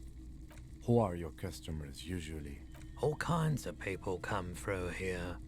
Locals, travelers, people looking for a deal, people looking for a keepsake, people who are terminally bored. As you can see, I have a wide selection of goods for everyone to choose from. Hmm.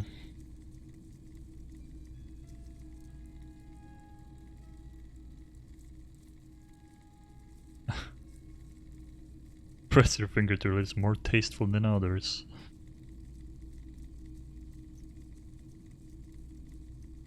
Quite the collection It indeed. keeps me entertained. His attention is drawn once more to the play of light and shadow, the wall behind you. Entertained? He might be high. If he is, on what? Oh, we can sell stuff. Is Roy high, and if yes, then what is he on? Feeling warm and enthralled by the movement of light, while the mind continues to race forward. Lucky bastard. He's probably on Pyrrolidon. It's What is tough that? to come by on the street. A drug developed by the military to treat and prevent radiation sickness. It has psychedelic side effects, and it makes your eyes turn yellow.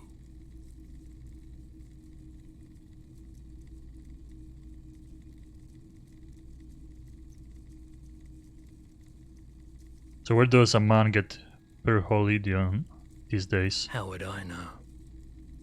He takes a step back studying you. How would I know? There's a note of indignation in his voice. Interesting.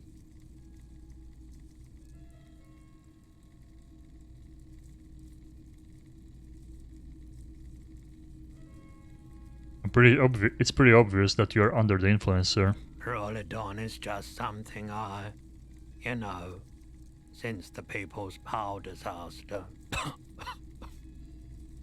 I was with the Emergency Relief Brigade. Had to take it for radiation sickness. He's taken it for mental and emotional, not physical pain these days.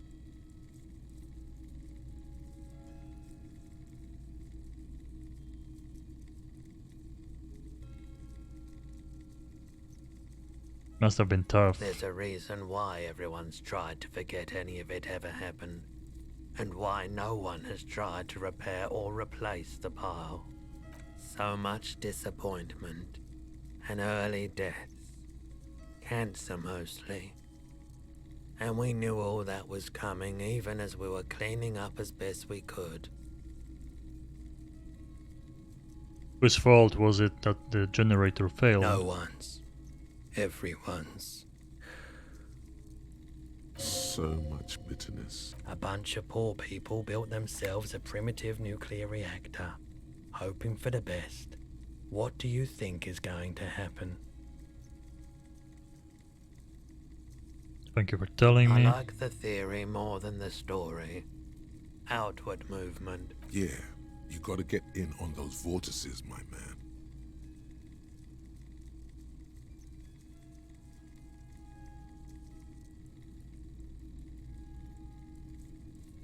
Do you happen to have any guns? Someone else came here earlier today asking the same question. Oh.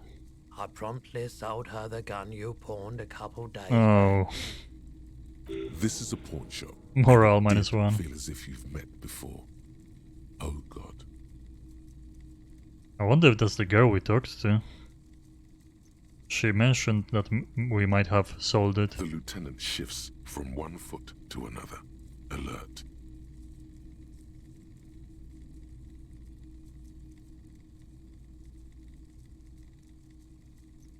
Was the buyer a policeman too? She didn't seem like a policeman, although she kept referring to herself as a pig, which was odd.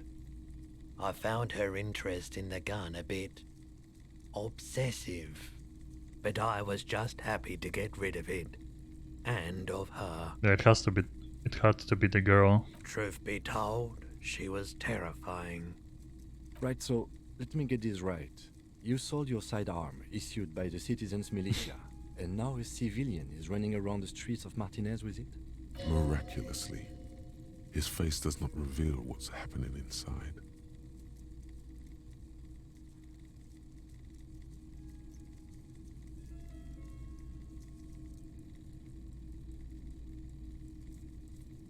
But if she intends to commit a crime and blame it on the citizens' militia? You're right that she could cast aspersions on the force. We have to find her. An idea where I can find this buyer? My apologies, officer, but I have no idea where she was coming from or where she went. A needle in a haystack. There is nothing you can do about it now. You'll just have to hope you luck upon her somehow. Of course.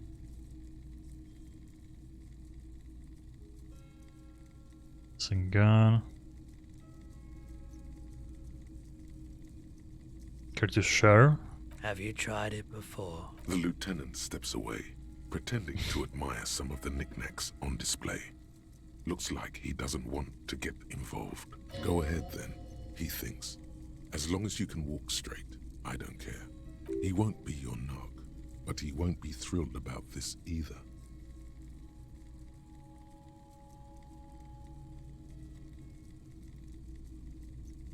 I haven't. If you say so. Here you go, man. Presents a large cup-shaped object on the palm of his hand. Very odd looking. Yes, that's the coalition government ordained Parolidon. Straight into your gut. Actually, I changed my mind. I mean, do I actually have to take it or can I just pocket it? I could take it. Of course. Oh, item gained. There we go. Something I'd like to sell. Let me have a look. My clothes. Pawn menu. Anything else you're thinking of selling?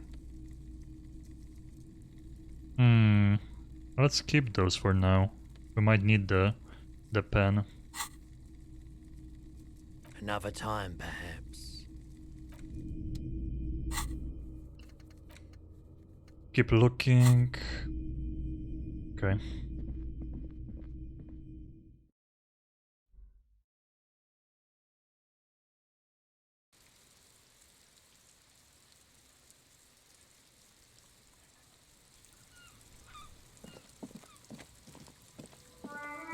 Another trash can. Oh, gloves.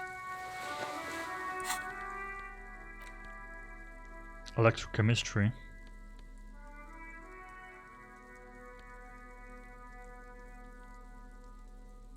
Oh, that's kind of good having those though.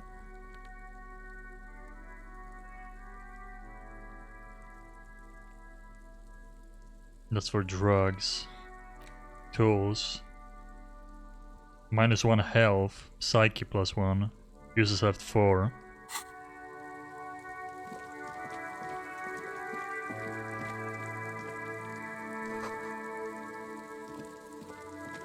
Good day to you, officers.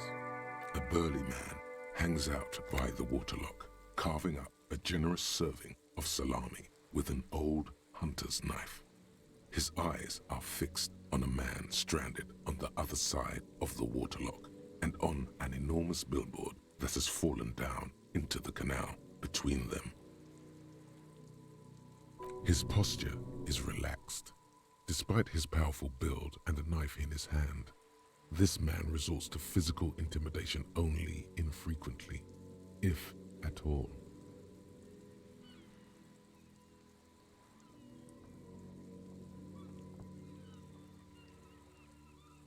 First thing first, what are you doing here, man on the waterlock? My friend Barry the Butcher is stuck on the other side of the waterlock. I'm keeping him company and eating his salami. From the corner of your eye, you see a man in a yellow shirt and grey overalls waving at you from across the canal. He seems disappointed about the wreckage on the waterlock and the salami. Very good stuff. Anything I can do for you, officer?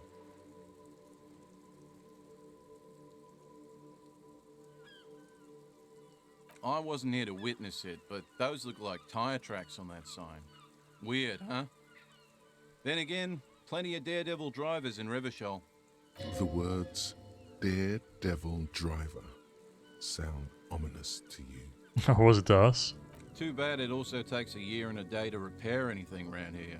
Especially a waterlock. The rest of the coast is closed off till then. Do you know what's further down the coast? Well, there's the fishing village, an abandoned fish market, a bizarro church. Not much use to the congregation, though. There always seems to be something wrong with it. Thanks for a moment. Yeah, not really much else. Just bombed out ruins. Can I have the salami? Sure thing. Lots of a slice. Want Nice. some too, officer? Why not?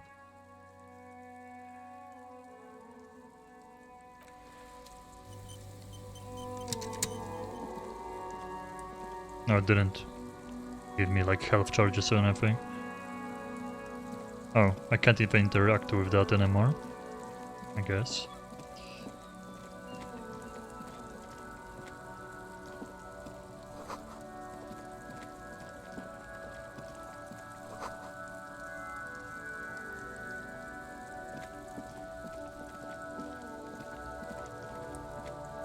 There's a pile of cheap sunglasses in a small box, a variety of shapes and colors.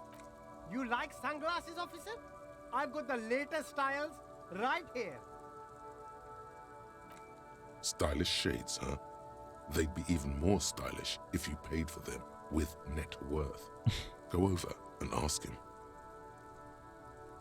Rummage through boxes. These are all boring. Boring third-rate ho-hum sunglasses made of cheap Syrahese plastic, the kind of plastic that melts in the sun. Those UV stickers are almost certainly just there for the show. If anything, these lenses probably direct more UV light into your pupils. A UV magnifier. These are all first-rate sunglasses. Premium design, superb material, very cool, UV resistant. These will definitely keep your eyes safe and cool while doing your dangerous police work. No luck. Yeah, I would need 6. All you find is this lime-colored cellophane visor, produced by a bargain spot. Oh, that visor is perfect for you, officer. It'll definitely keep the sun out of your eyes while you're shooting criminals. Bang, bang! And all for a mere 6 real. 6, okay. You don't like it? Sure, Square Joe. Perception No plus problem. 1. Let's get you some real shades. Abort. These are hideous. What's more, they don't even fit your face. You can feel them pinching your nose and chafing against your brow. Damn, officer! You look like a mega secret spy. Very secret. They're practically made for you. I'll let you have them for 2 real and 50 cents. They're perfect for concealing your bloodshot and baggy eyes. No, you are definitely not buying those. You're right, I'm too sensible for those. Are you sure? But they look so good on you. You should think this through, officer. Leave. Okay. There's more people here.